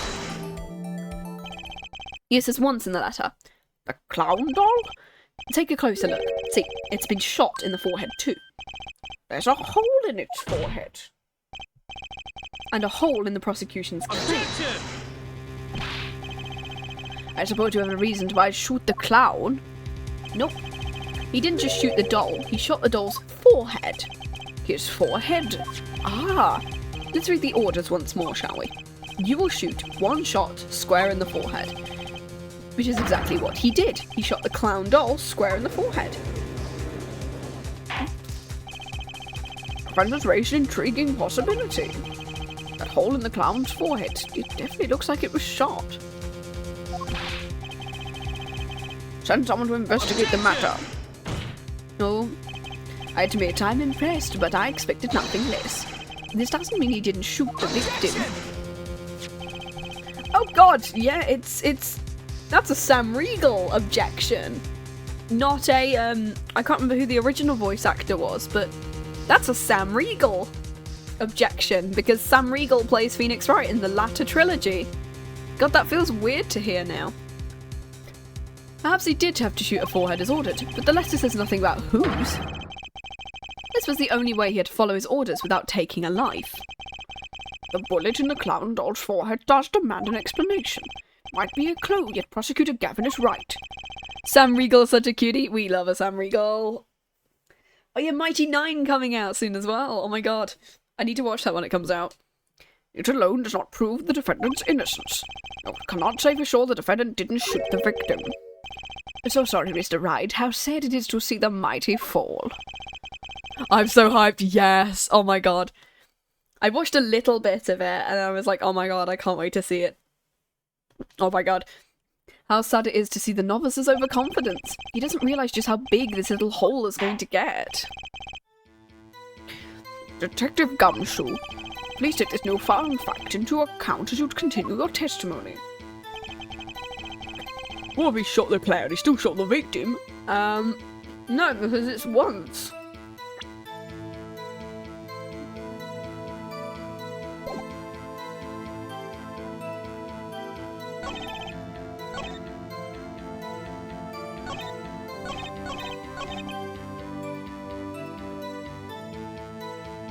No, because it was once. I don't know how many things there are in the pistol, though, so we're gonna have to check, like, how many bullets were in the pistol. Do we know how many there are? You mean this pistol, the one in the crime scene photo? That's the one. Funny looking gun, so there's no mistaking it. They compared the bullet taken from the victim's skull with the bullet fired from the gun. The rifling marks on the bullet were a perfect match. So you verified the murder weapon, in other words. I bet we did. Pistol definitely belonged to the old man. Why are you so certain? Well, point of saying is you ain't been stuck in all this time. Never heard of Zack and Valance quick draw shooting? What? One of the defendant's specialties. I wonder who that lady is in the middle. Zack and Valance standing on the side of a girl. That's definitely not La Miroir in the middle. I wonder who that could possibly be. And also she has a diamond. She has the same, like, earrings that Trucy has. Were they both fighting over a girl? Is that what it is? Is that genuinely what it's going to be about? Then they shoot. Bullets don't hit her. Instead they hit everything else on stage. This is one of the pistols they use in their shows. There's multiple of them. Well, now we know there's multiple pistols. Anyone could have taken another one. Well, great design, right? Lamb? No, that's Thalassa. Yeah. Like, although it looks like her, yeah, it's obviously Thalassa Gramarai, duh. I mean, she doesn't even know that name. Many boys and girls join the police because of that pistol I hear. You know, that would explain a lot about the police force, honestly. True grammar, I stopped doing that act a while ago. Our man held on to the pistol ever since, though. The court would like to see the pistol in question. You got her, sir, here it is. This truly is a blast from the past. Stage pistol for magic shows, but you can fire real bullets.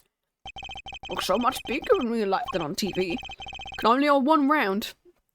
It can only hold one round, which means that the 2 shots have to be fired from completely different pistols. By the way, the pistol's firing chamber's empty, and it shows traces being fired. So were any fingerprints found? Unfortunately, no. Of course, the defendant is known for wearing gloves. Might say a lack of fingerprints is in fact a fingerprint on its own. Intriguing point. Well made. Whoa, not well made, not intriguing.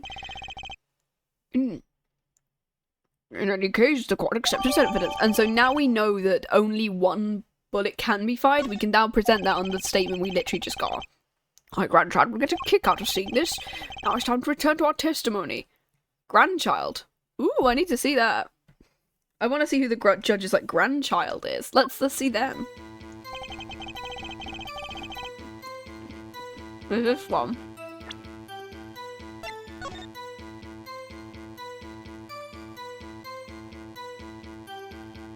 Whee! Wait. There we go. Perfect position, guys. Objection! Yeah, it's this.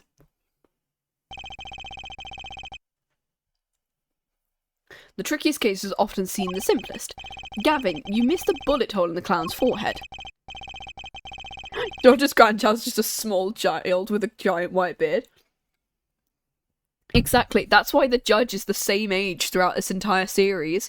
He's just replaced by his, like, brother and or child, and because we never know his name, we just kind of assume it's him. Understand? It's like the, it's like Nurse Joy in the Pokemon universe. They're all just like siblings or twins. But like I just said, pal, after he shot the clown in the forehead, he went and, Objection! did nothing of the sort to the victim. The pistol proves he couldn't have. The murder weapon? How? It's quite simple, Your Honor. This pistol only holds 1 bullet at a time. If he'd shot the clown in the forehead, he couldn't have shot the victim too. Objection! That's not a contradiction, not even close. All he had to do was reload the pistol. Objection! Oh, so where'd he get the extra bullet? They're not so easy to come by. If you claim the defendant had one ready, then prove to us how he got it. I had a feeling this wasn't over yet. No, this party's just getting started. I haven't proven anything yet beyond my good looks and startling record sales. An utter lack of humility. Seems the prosecution has another witness prepared. Like I said, her detective was just a form of act. Now the audience has gotten a taste of what's to come, they're ready. Ready for what? My decisive witness, of course. A witness who you will find can prove one thing.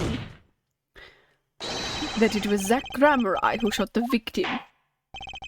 Okay, cool. We will pause for a 15-minute reset. This might be my lucky break. I'll need that 15 minutes to talk to my client. Court is adjourned. To be continued. Wow, this is like getting there.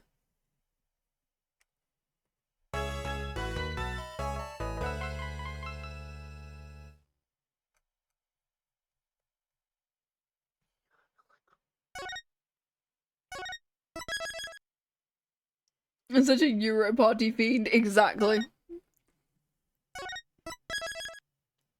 This feels weird, like, I feel like we've only been doing this for 3 hours. This feels like a shorter trial than I thought this was going to be. I think we're still going to do it in 2 parts. But we'll see. Very impressive, Mr. Wright. I have to say I expected nothing less. We've only just begun. I was hoping you could tell me a bit more about what happened, actually. I didn't think you'd believe me if I told you, but you discovered the truth for yourself. I was thinking of you, you know. I think we need less thinking and more talking. That night in the hospital, what happened? The way your eyes gleam, Mr. Wright.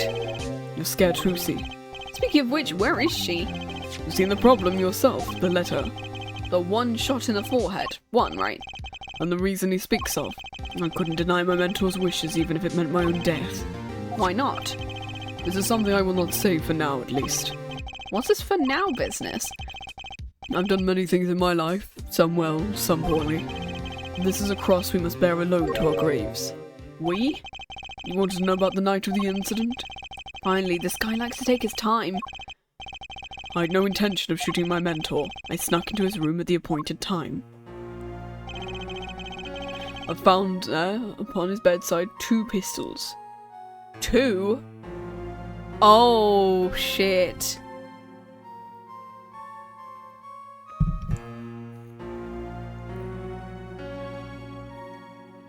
So I'm assuming Magnify called up both Zach and Valent. I'm assuming he called Valent and Zach up there and played a game with them and went, shoot me, go on, do it. 2? The one I'd used on stage, and the one that had been used by my partner, Valent. Is it like one of these is fake and one of these is real? For the Zach and Valent's quick draw thing? Is he gonna be like one of them's a blank and then ordered one of them to shoot him? My mentor had the look of one sleeping. I stood by bedside, hearing only the light sound of his breathing. I took the pistol into my hand. I cannot deny my resolve faltered for a moment. You faltered? You mean you thought about shooting him? Recall there was a reason I couldn't refuse his request. Would he get written out of the will? His last such request, though not his first. So there were other requests you couldn't refuse? To be honest, I've not always been steadfast, and I fear I've brought pain upon Trucy. Was Magnify coercing his disciples? Just what was going on in the troop? In the end, I didn't shoot him. Instead, I turned and shot the clown. I took the pistol I'd fired and placed it in my pocket. In your pocket? Oh, shit. I believe if you examine the bullet in the clown's head, you will find it to be different than the one in my mentor's. What were they called? Rifling marks. That's all I have to tell you concerning the case. Concerning the case? You mean there's something else you can tell me? Well, you are a fascinating man, Mr. Wright. Thanks. There is something. My mentor, his eyes opened. Magnify. The old devil, he was not asleep. Of course, the gunshot would have woken him anyway.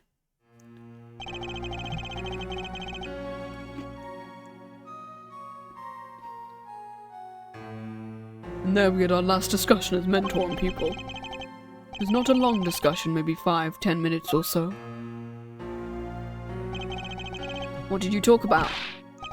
Mr. Wright, did I not just tell you? It does not concern this case. Seems pretty steadfast to me, or maybe just stubborn. Is it that the girl is his daughter? Not Trucy, but the girl they were working with is his daughter, and he was like, I wanna... yeah. Your presence are requested in the courtroom! Once again, I'm in your hands. Let's get back in there. Who's the second... Who's the second witness, then? I think we'll do the second half of the trial. And then we will, probably stop after that. Because that'll take us to about 4.5 hours, which will then lead us to the second half next week. Which will be good. Court is now back in session. During our recess, a bullet was found in and dug out from the clown's head.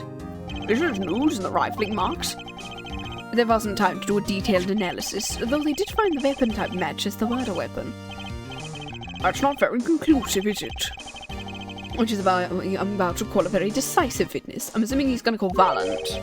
A decisive witness, how many times have I heard those words? They often turn out to be far less decisive than you think. Oh, don't worry on my account. I'm quite confident this witness will do the job. I'm assuming it's Valent.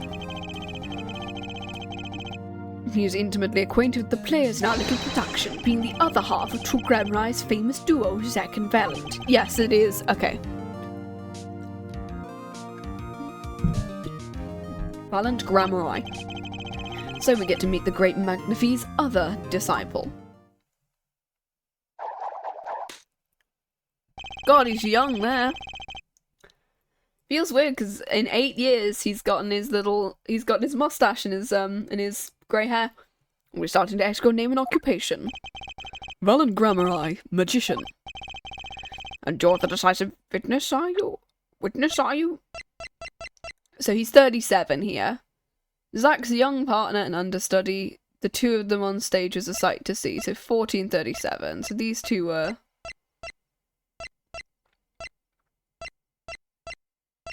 She's 8 here. Oh. Oh, that's cute. What a decisive witness are you? You can prove your fellow student your partner's guilt. Fade. A grand illusion filled with traps and tricks. Wait, the shooting took place in the hospital after 11 o'clock at night? You're a witness, does that mean you were there that late? Yeah, he took the second one. If one were to deduce this logically, the conclusion is yes. Okay, I always get the characters, don't I? I have an interesting fact for you. Received several days before the crime. My witness received this. That looks very familiar. Wait, that's the same letter Zach received. Or perhaps I should say, ta-da! Oh my god, look at his hair! Order! And what does it say? Surely not the same thing. Perhaps you should see for yourself. 11:20.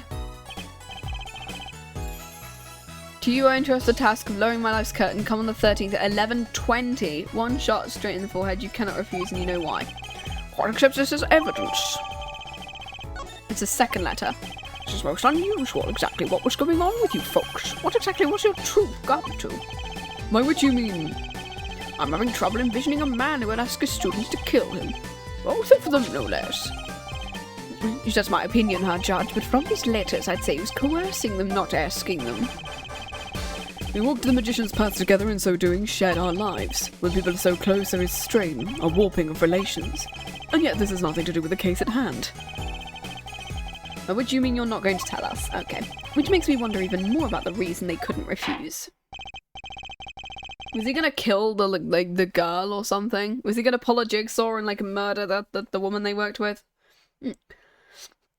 Well, it's got on the testimony for starters. The defendant, Zach Grammar, stands accused. Tell us why. I'll do more than that, for where he walks the red roses rise, singing hymns to the miracle that is magic. Fascinating, though I hardly need to remind you that the evidence could just clearly point to you as the suspect. He just asked for 2 people to make sure he was dead for real. Yeah, it was like double tap him. He asked both of them so they could double tap him. Exactly. The letter, the murder weapon, and now the 2 bullets found at the scene.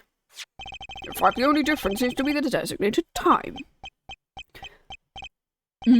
As every magician knows, timing is everything. Yes, and now it's time to get this party fired up.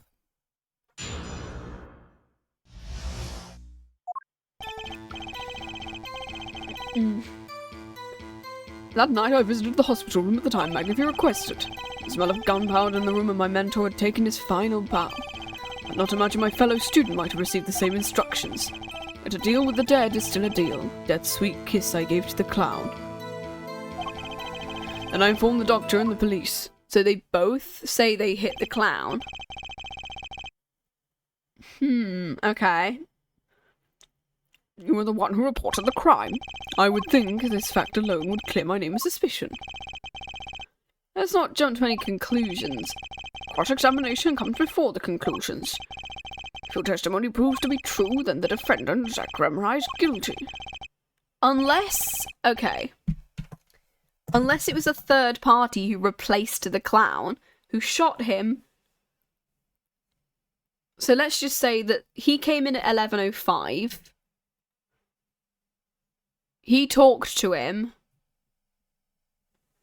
And then left with a bullet in the clown. And then, maybe at 11:15, somebody came in. Maybe they were talking for about 10 minutes, and he then claimed that Valiant was going to come in as well just to chat with him because he wanted to have a chat with both of them before he died.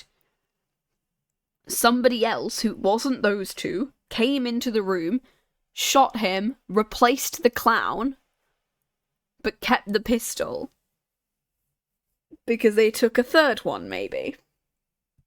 I don't know. That's a temptation, but I don't know. Wasn't Zach, then the killer was you, Valiant. And no disappearing act will get you out of that.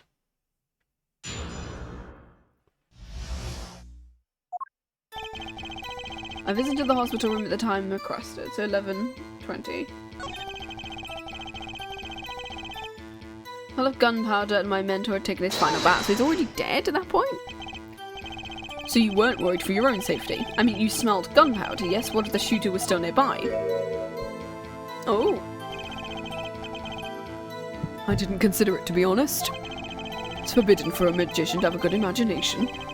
Isn't magic all about illusions and imagination? How about this? You were the shooter, which is why you weren't afraid. No, you're the one imagining. It's forbidden for a lawyer to have a good imagination. We're just not afraid from pausing so suspiciously before responding. My forbidden imagination is starting to imagine things. I didn't imagine my fellow student might have received the same instructions. Which brings us back to this reason neither of you could refuse. So it does, and my partner, he did not refuse. But Magnify wrote the same thing to you. Why could you refuse if Zack couldn't? Because I have a will of steel, of course. I also think this trick is where I bend steel bars, so perhaps steel isn't all that strong. So which is it? Mind if I continue? A deal with the dead is still a deal. Death's sweet kiss I gave to the clown. There were 2 bullet holes at the scene, one in the victim and one in the clown. You're saying the one who shot the clown was you, so they're both claiming that neither of them shot him and they both shot the clown. So what I think happened is there's a third person, assuming that neither of them did it.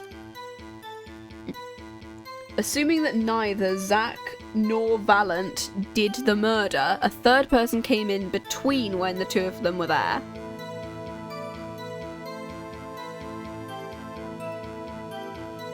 And killed him? Or there's the weird case of, like, potentially it was a suicide. It could have been a suicide by the time that, by the time it is. But since, like, the forged thing is a potential suicide note, Fate's clock will let me wait a little longer. Only 10 swift minutes remain. To those who have supported me in my life's work, I give thanks. Farewell.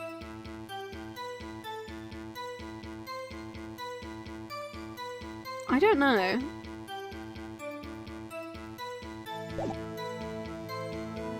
Sorry, I'm just having a look at all of this. It's like, It's like, it could have been a suicide, but I don't think the gun markings work.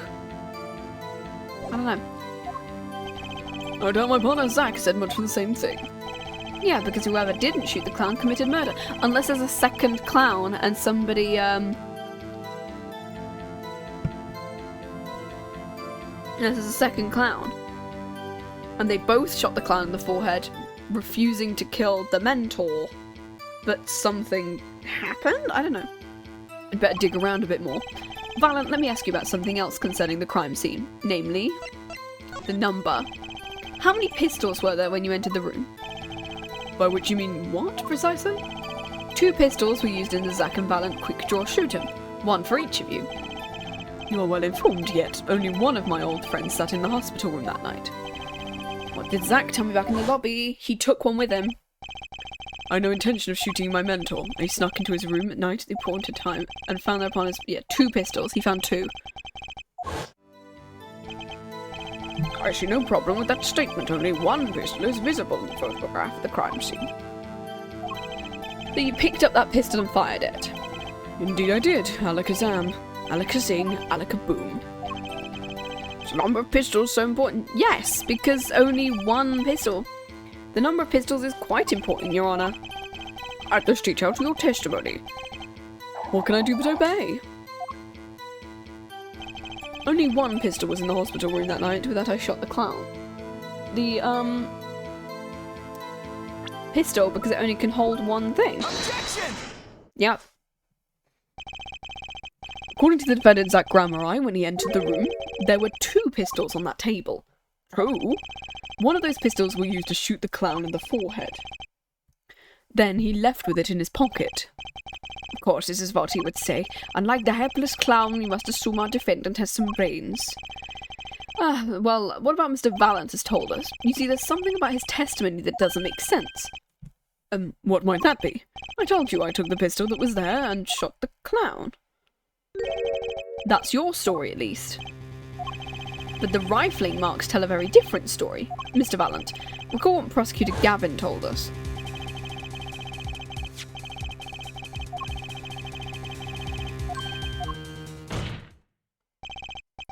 Valent, if you fired this pistol, then you shot the victim in the forehead.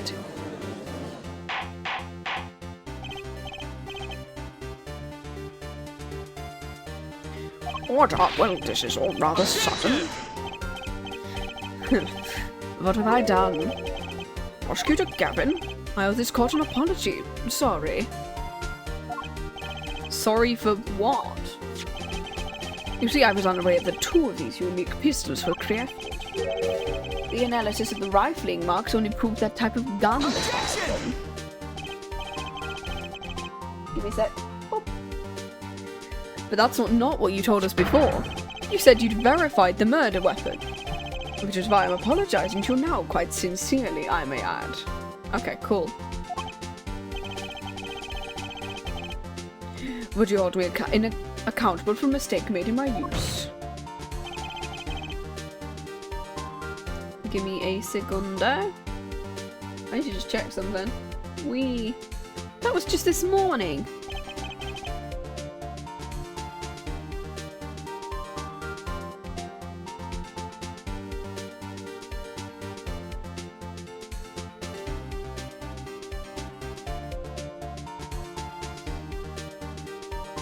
Here we go. Oh. I'm still young, I'm 17, obviously. And I might add, it wasn't really my fault. God, he's younger than me, and that terrifies me, mate. I do love how sometimes they just straight up lie, like, oopsie daisy, I forgot. Yeah. The defendant only admitted he took 1 pistol from the scene of the crime. We would not be having this pleasant discussion now. Valent Grammari? You were presented in this court as a decisive witness, but you've proven to be more divisive than decisive. Objection! Oh, that's a clavier. You'll see in time. The testimony has merely been a review of the facts. The proof comes next. Care to elaborate, Gavin? When Mr. Valent entered the hospital room, the victim had already been shot, and his next testimony will prove her right. The real fight is about to begin. Bring it. Very well, the witness will now testify to the court. Help us determine who shot what.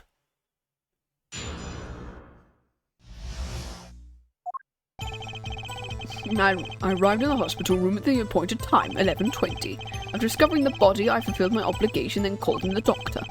They examined the body before the police arrived. It was quite clear about the time of death, 11:10. Oh, that was after. He came in at 11:05 and did it. So somebody did come in after. Somebody did come in after. And the one in the room at the time was my partner, not me. Oh. Most times are rather close. You're talking about an alibi established over a matter of minutes. Just a 10-minute discrepancy is the basis of your alibi. It's easy to explain in this situation. For example, take our debut hit Simple. To cue the song, press the play button. It will play for 2 minutes, 15 seconds. Do it 100 times, the result is the same. Their debut single was only 2 minutes and 15 seconds? What a rip-off. That's not even, like... That's just over... like, 2/3 of a Eurovision song. Magic is a world of utmost precision. Hocus pocus requires admirable focus. In the time of death determined by the doctor, there's an incontrovertible truth. Very well, the prosecution warned us we're dealing with a rather precise times, and we can expect the cross-examination to require the same level of precision. I would hope the defence refrains from its customary broad, sweeping accusations, lest we blur the focus the case so clearly demands. Baseless remarks will result in a penalty. Carry on, Mr. Wright. Carry on, right. Okay, cool, so we need to be careful.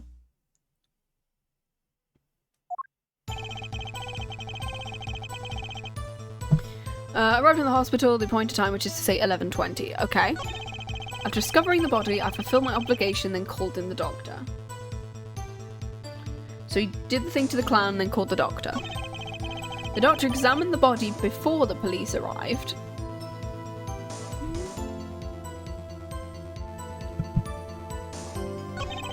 He was quite clear about the time of death, 11:10.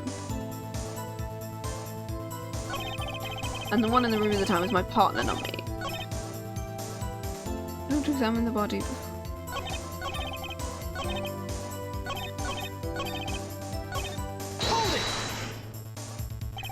You walk in on a murder and the first thing you do is shoot the clown. The disciple does what the disciple must. My mentor's request without reason had caused me a surfeit of sorrow. For what would I, Valent, be now without him? May the soul of Magnify the Great find greater peace above. Yes, I martyred myself as I pulled that lonely trigger. In any case, I believe this is nothing more valuable than what we've already learned. Yeah, I swear, they straight up lie. It's stupid. I was still waiting for one of those right moments. Remind you of basis from actual and penalties. Proceed with that in mind. Yes, Your Honor. What a pain this is turning out to be. Doctor examined the body. It was quite clear about the time of death. How does he know exactly when it happened? I don't think I'm stepping out on a limb to say I have some doubts about this. How can the doctor be so precise with the time? We usually only get an estimated time of death. I'm not sure I've heard of a verified time. Magic revels in making the complex appear simple, but in reality it's the opposite. What appears complex is a simple matter of subtraction. So another person's done their arithmetic. The point here is the IV the victim was taking. Quite visible in the photographs of the scene. Recall what we heard earlier about the victim Magnify's schedule. Every night at 11, Magnify took an IV for 30 minutes. Can see the IV bag. Look a little closer. Follow the tube down from the bag to the end. It's not M&M anymore.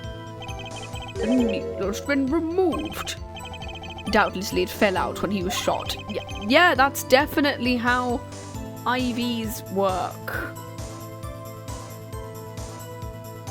Usually what they do is they put a bandage so you can't like move it. They put a bandage around you and then they have a little thing in your arm and then they insert it in there. Or depending on where the IV was in. I mean, you can either usually do it in the back of your wrist or you do it in like your forearm. Sorry, we're talking about bullets now. Or tape to hold it in place. Yeah, there's usually something to hold it there. Like, sure, unless it was intentionally removed. I don't know. To make it look like the time of death was 11:10. When the needle comes out, the IV no longer trips. You could just measure the remaining IV liquid. Precisely, IV liquid functions for purposes an hourglass of sorts.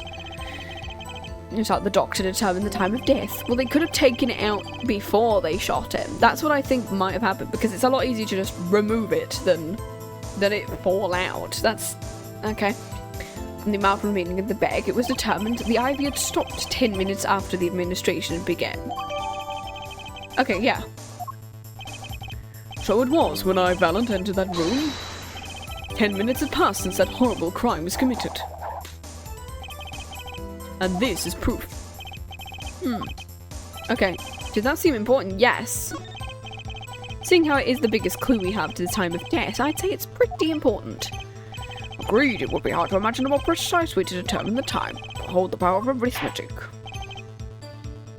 Very well, the witness will add this detail to his testimony.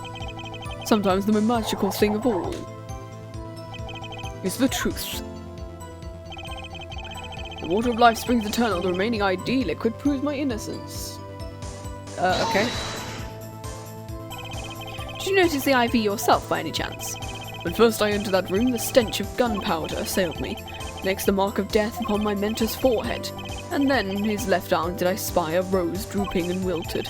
Its thorn, the discarded IV needle. Knocked from the vein by the force of the shot, luckily for you.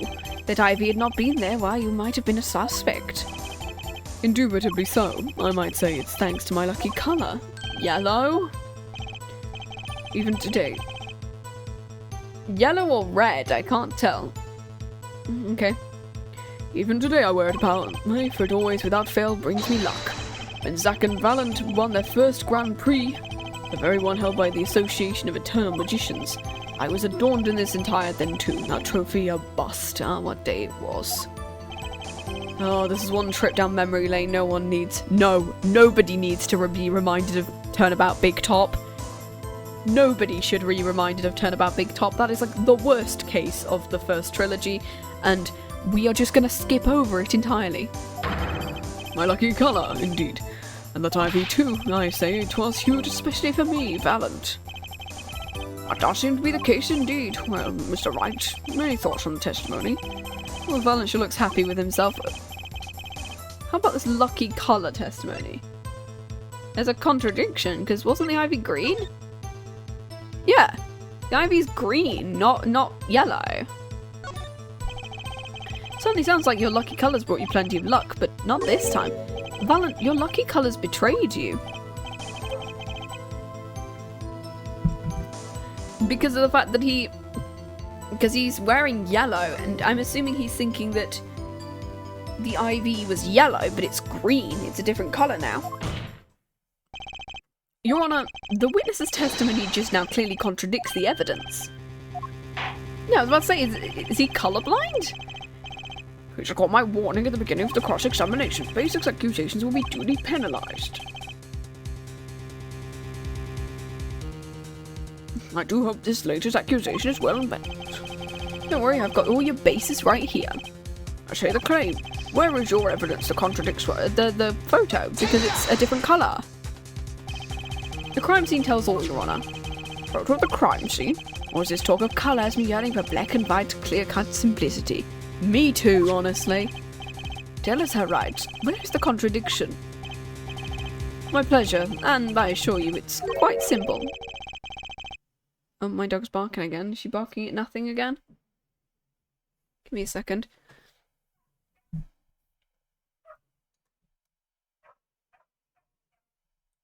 No, she's barking at another dog that's walking past outside. Okay. Ruby's being Ruby, I guess. We love my dog having a great time. Oh, gosh. I can't promise anything in black and white. Let's hear what she has to say. What in this photo contradicts this witness's testimony? This. It's green.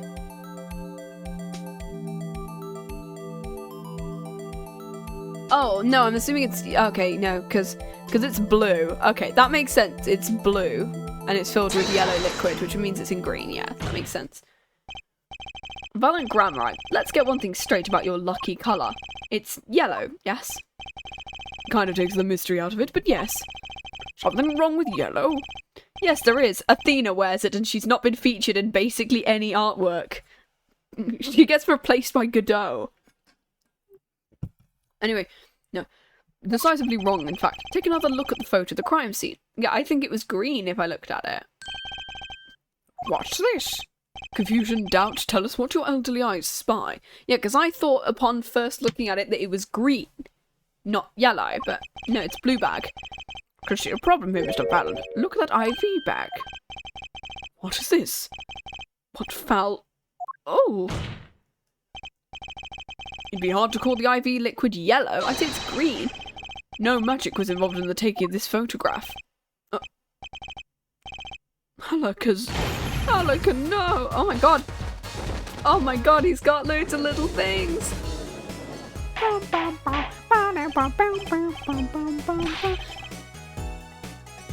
Well, I'm assuming that something... I don't know. Objection! What does this mean? Is this some kind of mistake? Yes, Gavin, your witness's mistake. The greener they are, the harder they fall. I suppose there's no substitute for experience. Grammar, as you remind us several times, your lucky colour is yellow, but the ivy is clearly not. Well, this contradiction can mean only one thing. And to think you almost had me. I see your true colours now, Ace Attorney, Phoenix Wright. No, that's the name of the first game. We're playing the fourth game. Something you would like to tell us, Gavin, as far as this court can tell. Oh, no, that's not Gavin. As far as the court can tell, the witness's testimony does contradict the evidence. Yes, a contradiction. One thing I should be pleased to hand right back to Mr. Wright. How do you mean? How? Because the witnesses have made no mistake. I agree at a glance, the IV liquid does appear a sort of greenish yellow. Yeah, that's radioactive green. You know they found radioactive wasps in America recently and I went, oh shit. If I get stung by one of them, do I become Wasp Man? Instead of Spider-Man? Or do I just get like... I don't know. It does appear a sort of green-yellow, but I assure you the liquid itself is very yellow. Yellow liquid? How can you say? Because it's a blue bag. As far as I can tell from the photo, it's green. But what colour is the IV bag itself? The bag? Well, you mean the plastic bag on the hook? It looks like I want to say light blue. Well, if it's light blue... Okay, genuinely, if you put yellow liquid in a light blue bag, you will still kind of tell that it's yellow. It's not gonna be fluorescent green. Like, medical bags aren't like that kind of radioactive blue. Precisely, figured it out yet. Have you heard of something called colour theory? I'd rather die than become wasp, man. I hate those motherfuckers. Fair enough. Put a yellow liquid in a blue bag and colour theory. You get green? This, incidentally, is the liquid's true colour. It's why is it radioactive yellow? Explanation does have a ring of truth to it. Usually it'd be like a light yellow, like a like not radioactive yellow. As I thought, there's no substitute for experience, Prosecutor Gavin. You may tell a good tale, but you've just proven something rather grave. For you, that is. They're putting PB in the man. Exactly. They're putting P. Grave. That's where I'm not going, because that's radioactive penicillin. Exactly. The liquid in the IV is indeed yellow. But how did this witness know that? Because he would have thought it was green upon first thought. It's quite unnatural when you think about it. You did think about it, didn't you? Oh, shit. Your Honour, the defence requests an explanation from the witness. At the scene of the crime, the IV liquid appears to be green. So, let me ask, how did the witness know the IV liquid was actually yellow? Did he take it out himself?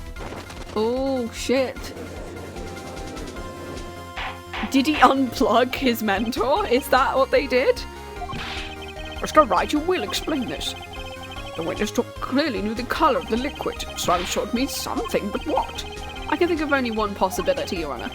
The witness, Valent Grammari, has testified the AV liquid was yellow because... one of these two? It's one of these two. Has he? I'm assuming he's seen it before then. I don't know, he went to the place, like he could have known that, well, these two are basically the same thing, so, like, which one do I pick here? I'm gonna say he's seen it before, because that feels like the more Ace Attorney language, like the Ace Attorney sort of answer, but, you know. From the facts before us, the answer is clear. The witness knew the IV liquid was yellow. Why? Because he'd seen it before, but not inside the blue bag we'd see in the photo. He saw the liquid by itself in a clear, colourless bag. I suppose he would have had to, but I'm still not clear as to what this means. Ask yourself, why would he know if he didn't work at a hospital? That's where you'll find your meaning, Your Honour. Well, usually the shit they pump into you isn't green. Like, it's usually, like, clear, or, like, a light yellow colour, or maybe a pink. Like, usually they don't pump radioactive green stuff into a person's body. I think that's just kind of common sense, honestly. Unless I can find something that's radioactively green. We'll find him. Objection! I'm afraid I find nothing, so what if he knew the IV liquid's colour? Leaves are getting excited over absolutely nothing for a teeny bop affair. Objection! The IV liquid is the only evidence proving the time of death.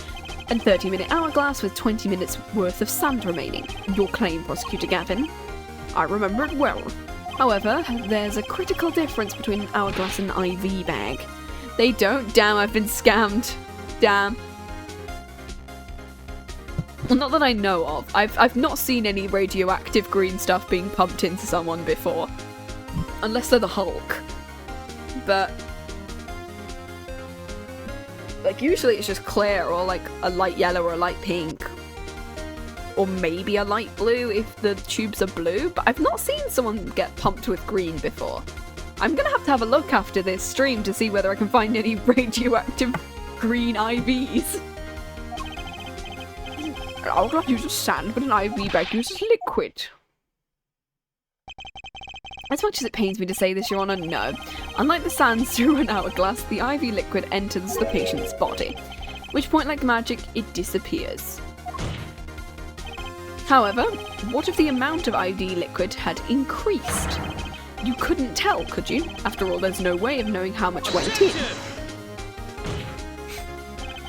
Let me get this straight out right. You're saying the witness watered down the victim's IV bag. Not with water, but with IV liquid. That's how you knew the IV liquid was yellow. Now, wait, I said wait. How might an amateur myself essay to perform such a task? Pot the bag. I'm an amateur too, but I can pour water into a cup. No, that's not how IV bags work. There's quite a big difference between a cup and an IV bag. Quite, I would agree. Can you prove our witness is capable of such a feat? Turns out he's actually a doctor. He used to be like a surgeon before he did his magician shit. Yes, a point. I at least would have some difficulty pouring IV liquid into the bag. You don't need to be an expert to see the look on the witness's face. He added liquid to that IV to throw off the time of death. I'm tired of these fairy tales lacking evidence. Well, Mr. Wright, any solid evidence to bring us back down? Valiant Grammari, I'm afraid your magic won't serve you well in a time of life of crime. Might I ask what you're strongly suggesting? Because of the fact that he's alive and he's out of prison? Unless the reason why he hasn't been able to perform the trick in 7 years is because he's been in prison for the past 7 years. And he's only just gotten out. Oh shit, because it's technically not first degree. He was coerced into doing it. I don't know, it's a weird... Might I ask what you're suggesting? Magic relies on props, and props become evidence. Our witness was certainly able to increase the amount of IV liquid in the bag. All he had to do was work a little magic, and the prop was... Oh, and I can't do anything with it.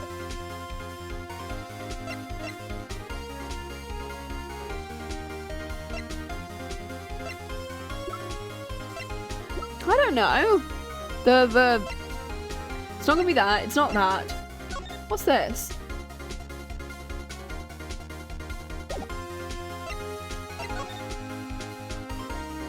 Seems fate's clock will make you wait a little longer.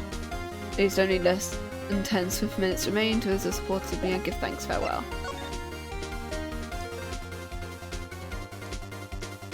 Oh, requires insulin. It could be this, because he requires insulin. Did he just pump air into his ink thing, killing him? Is that how he died? Not through a shot? Was the shot afterwards?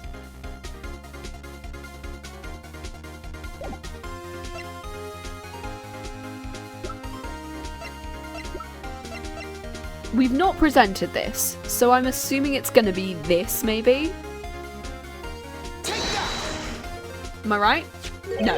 Okay. Wait, oh, yes? Okay, I am right, okay. The victim's syringe. The perfect prop for the magically increasing IV trick. And easily enough for an amateur to use. Is it? But it's not got no signs of use. What kind of evidence is that? The syringe was clean, not a trace of liquid. Been washed, hadn't it? And don't you find that odd, Prosecutor Gavin? What? The victim had the syringe to administer his insulin shot. There should have been traces of insulin left inside. Oh, okay. Well, Valiant Grammari, you're supposed to... Well, I guess? As you pointed out yourself, the IV liquid makes the perfect clock. One that you could manipulate at will. Oh?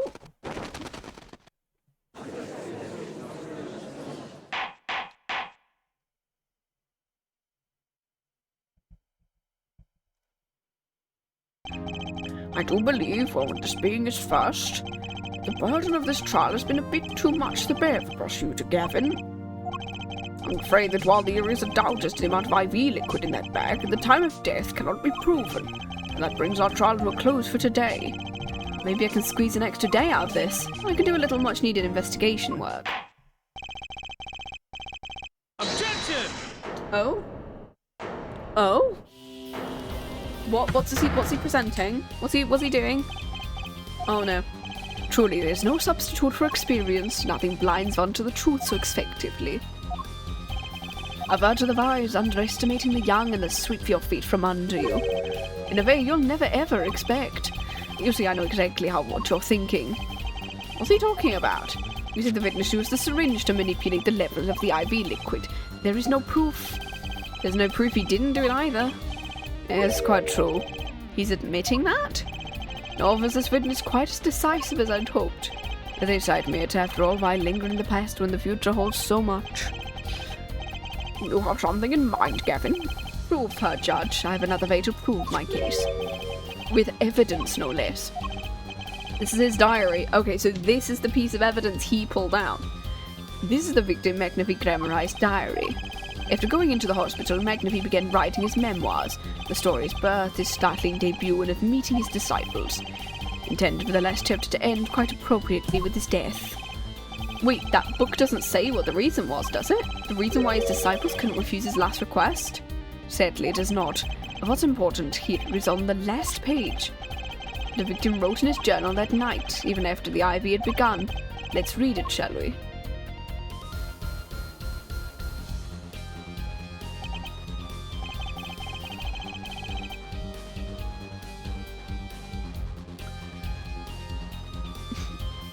Does appear to be written just before his death. Tonight's IV is in, maybe the last. I leave the rest to them. My first should come soon. This journal may end here. It may go on, but not that long. It depends on his hand. All that is left of mine is to put down this pen. And then we've got the other half. It seems fate's clock will make me wait a little longer. At least only less than 10 swift minutes remain. To all those who've supported me in my life's work, I give thanks. Farewell. No, because it says this journal may end here or may go on, but not for long. Why? That very much contradicts the kind of, like, last page we have. Court accepts this into evidence. McNabbie's diary added to the court record. Cool. Read the very last part with particular care. This journal may end here, or it may go on, but not long. That depends on his hand. Got by his refers to our defendant, Zach. That would make sense. He was the first scheduled visitor, after all. But look at what he said before that. This journal may end here, or it may go on. McNabbie intended to write again. That is, if Zach didn't pull the trigger. I see the defense understands the meaning of this. The victim's diary does not go on, it ends. But there's a page that's been ripped out. McNabbie's life was brought to an end by the defendant, Zach Grammarai. Order! Prosecutor Gavin, you certain McNabbie wrote this? There's no mistaking his handwriting. That seemed to be significant. According to this, McNabbie did intend to continue his diary. If his diary ended here, which plainly it did, then the one who pulled the trigger was the first visitor, Zach. How do you like me now, Herr Wright? Still too green for your tastes? He's right about the diary being pretty clear, and I find it hard to believe that he'd overlooked such an obvious problem with his evidence. And here's when we have to use the forged evidence that Vera got. Oh. The testimony we heard was lacking, but put together with the evidence, it seems quite sufficient for a case. If the diary is accepted, the trial is over. Maybe it's time to show them something. What if we just don't show it? What if we don't show the evidence at this point? Will it give me an achievement if I choose not to show the forged evidence? What will it do if I kind of want to see what happens if I don't show the forged evidence. I don't like anything about the situation, but the judge is already getting twitchy with his gavel, so I'd better show them something quick. Oh no, so we have to! We have to! I was so hoping that we'd get to see, like, what would happen if we didn't show the forged evidence. But no, because he already did, yeah. He already did show that forged evidence, and we have to just kind of go through with it now. There's some evidence that overturns this diary. It's not too late to rethink this and avoid more embarrassment. Please show us your evidence, Mr. Wright. Incidentally, don't even think of showing us this diary out to show to the court. Now I've come this far, I hope you've something a little more decisive. Show us evidence that proves the victim continued writing his story. Alright, I'd be happy to. The decisive evidence proving the diary didn't end with this page is... the forged evidence we found. The forged evidence. Take a close look at this diary. Note that a page has clearly been ripped out. I hadn't noticed that. That's why we're still here talking about this, guys. As it just so happens, I've here what I believe to be the missing page. I don't believe it. Looking at this page, it's hard to imagine the first visitor that night shot Magnifi Grammari. That's the defence's position. Wait, let me see that. Yeah, silly Scotch. Ace Attorney's not the type of game that lets you create time paradoxes. Yeah, wrong puzzle game, guys. Also, Ace Attorney does that on its own with games 5 and 6. We don't need to worry about Apollo's backstory just not making sense. What in Sham Hill? Seems Fate's clock will make me wait a little longer, at least only less than 10 minutes remain. To all those who've supported me in my life work, I give thanks. This is the continuation of the victim's diary.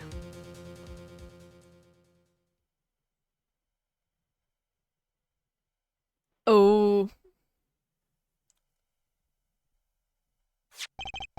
Note the torn edge of the page. It's a perfect match with the torn remains of the last page. Quite remarkable. Would you care to explain what all this means, Herr Attorney? The diary continued after his first visitor came, which means the victim was still alive after Zack left, leaving no one to take his life but the second visitor. No, because I think there's a third visitor. What I think actually happened was there was a visitor between Zack and Valent, and so Valent believes that Zack did it, and the other way around. Give me a second.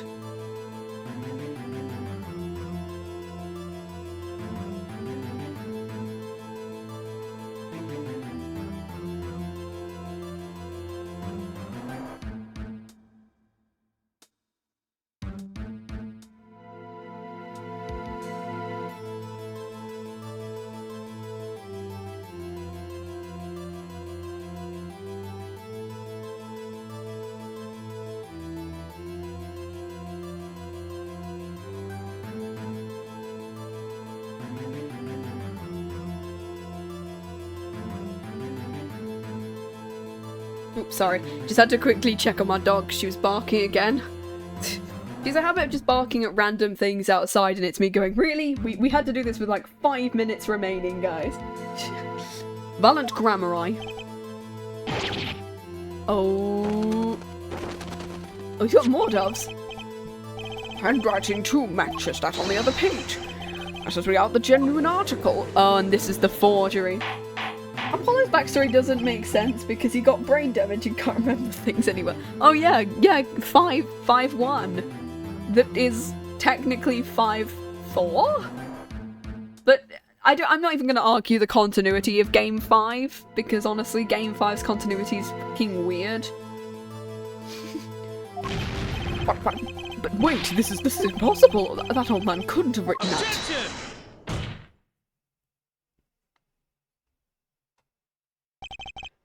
Finally, you just couldn't resist, could you, Herr Wright? Resist what? Presenting evidence? Herr Judge. Prosecutor Gavin. Oh, does Gavin know that that's false evidence? And that maybe he's just he's presenting it to bait Valent out? Or because he didn't know? Might I request you put the cross-examination on hold? The prosecution would like to call a new witness. But Prosecutor Gavin, this evidence overturns the current witnesses. I ask only to put it on hold. A new witness has a very, very important piece of testimony to give. 5 minutes, no more. I promise, Your Honor. Well, if you put it that way, Mr. Wright, what's your take on this? Well, Your Honor, judging from his enthusiasm, we'll have to hear this new testimony sooner or later anyway. So it might as well be sooner. Though it is highly irregular, we will put the current cross-examination on hold. The witness may step down. Now, Gavin, please bring the surprise witness to the court. Is it going to be his brother? It's going to be Christoph, isn't it? It's going to be Christoph. I had a bad feeling just then. That ripped out page was too obvious. He must have known. And I should have known it was a bad sign all around. Wait, it's Drew! Oh shit! It's Drew Masham, the guy who forged it. Ordering trial with no audience is a first. I beg the court's understanding. Oh, that's his hair? Wow, that's some hair right there. Yes, it is paint, just all over him. I had to make a judiciary deal with the witness in order to secure his testimony. A judiciary deal? The details of the testimony may have some legal ramifications.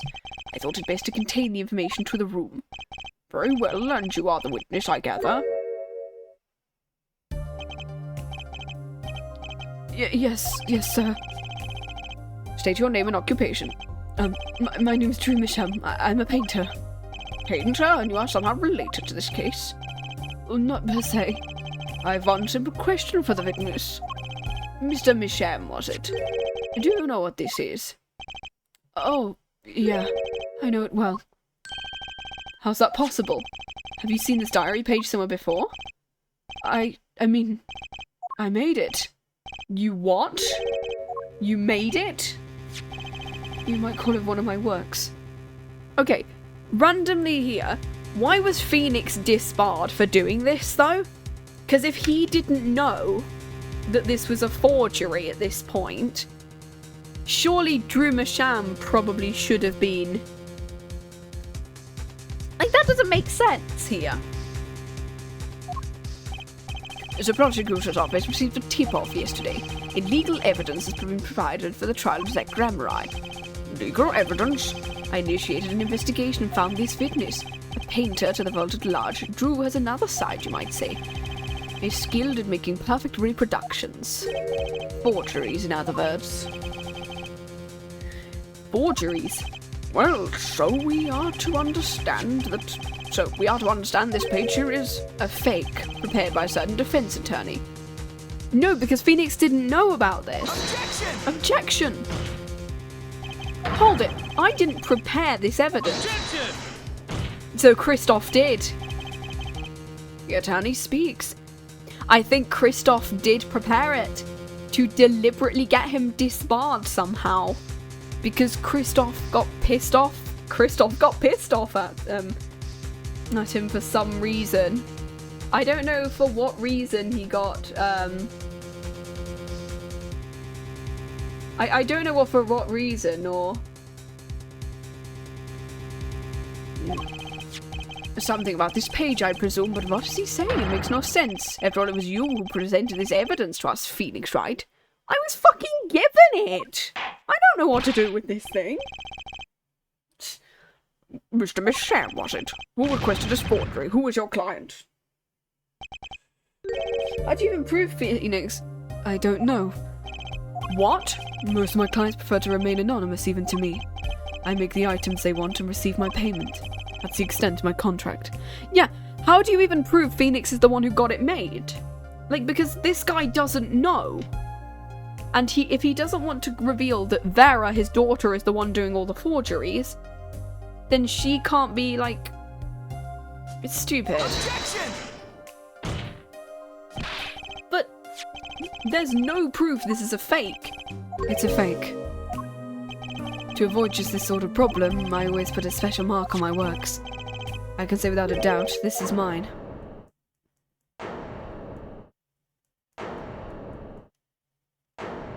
What? Mr. Wright, you've just presented illegal evidence to the court. My court. But Phoenix doesn't know what the... It was careless. That's all I can say.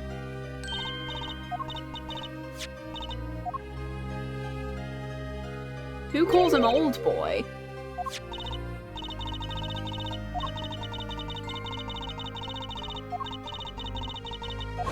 Who gave it?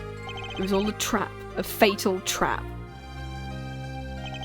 Mr. Wright, do you have an explanation for yourself? Well, somebody fucking gave it to me. I don't know who it was. If I did, would the court hear it? Probably not. Forging evidence is a serious crime, and presenting it in court a mistake. A fatal mistake for an attorney. Fatal too, perhaps, for your client, I fear.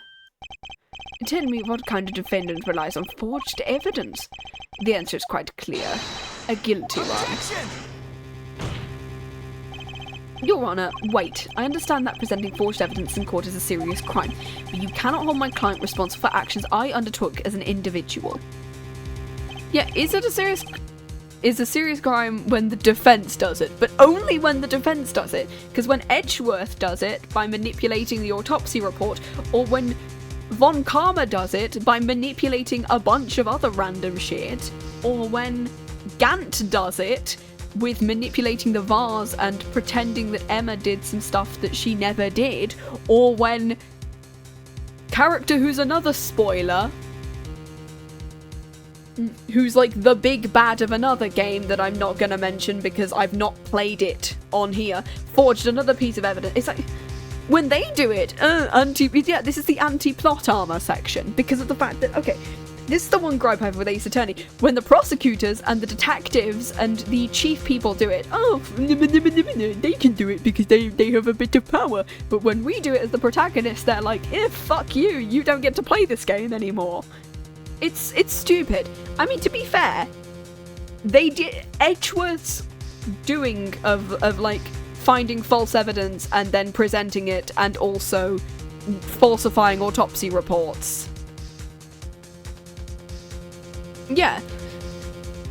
Phoenix was at least careless in presenting evidence of an unknown provenance. In the real world, evidence is a chain of custody which, if broken, renders it inadmissible. Yeah, it should, instead of him getting disbarred, he should have just said, that just renders it inadmissible to the court because they don't know whether it's real or not. They need to then get it checked and do all of these things. Like, that's, it's stupid.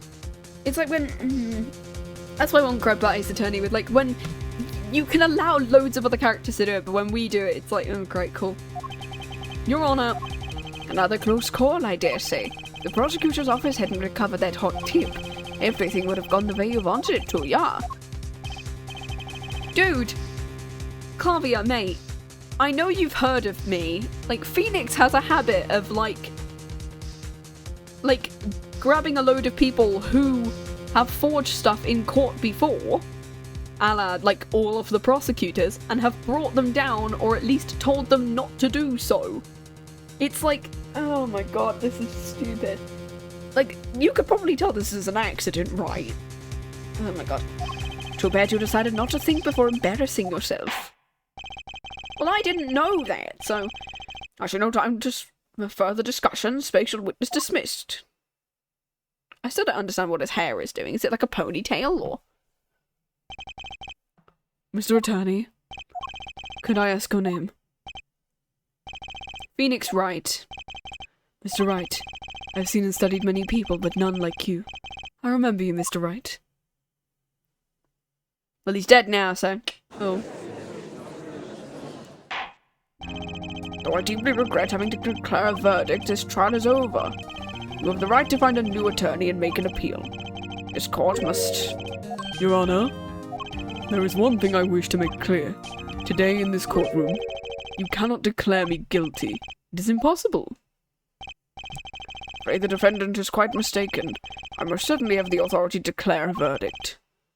Except tell me, how do you plan on announcing your verdict when your defendant does not exist? What are you talking about? He just poofs out of there! I'm talking about this. He just... Okay, that's just funny. Okay, that's just funny. He just runs out the door if he... And he runs out the door and gets arrested as soon as he leaves. Mr. Enigma! The defendant's escaped. Find him. Close all exits from the building. Shit, he's gone. On the double, he must not be allowed to escape. That day in the courtroom, a miracle occurred. The defendant, Shady Enigma, aka Zach Gramurai, didn't just escape from court. He literally vanished right before the bailiff dives. No one ever saw him again, not since that day. Jesus Christ! His Herlock Sholmes type bullshit. Oh yeah. He then left me with his daughter and I don't know what to do anymore. He vanished and left me with a child. I'm now a single parent because of you. He's like, I found the right person, played a game of cards and left me with his child.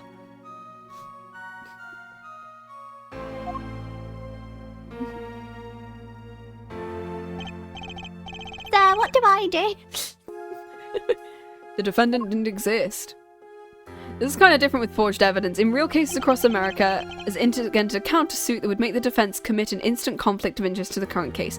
If that not disbarred, the defendant would need new legal counsel for sure. Okay. Ooh, fun. This is how it happened. In the trial of magician Zach Grammer, I vanished along with him for all eternity, and then he became Shady Smith. He changed his surname and nothing else. The mysteries that remain behind were all solved, however, but not until 7 years later.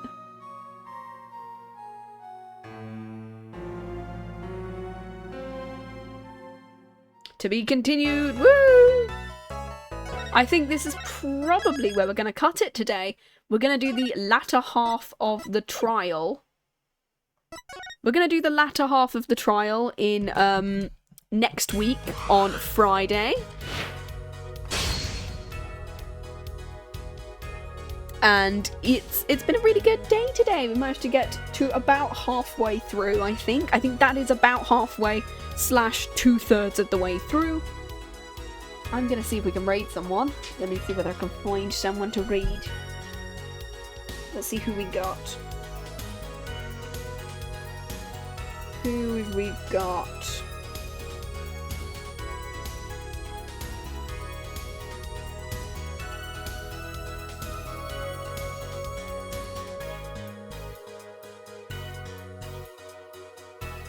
Yeah, let's go to this person. Art theft is apparently so common in the world that many paintings can't actually be authenticated 100% anymore. Oh my gosh. Yep, let's find this person. Let me see whether I can actually spell their name correctly, because they've got like a... And then it should be this one. They should be live, I think. Nope, there's an extra letter in there. This is fine. We're doing a great time, guys. I think that is their username. Let's have a go. Yay! That works. So thank you for joining me today. And thank you for joining me in Ace Attorney, guys. We will probably do next week. We will either do 1 or 2 streams. I don't know how we're going to do this, but we will be completing Ace Attorney Apollo Justice next week. And then after that, we can make our way onto game number 5. Bye-bye. That's right, chat. I made the Mona Lisa. Nobody can prove me otherwise. Exactly. So thank you for joining me. I will see you probably next week. Bye.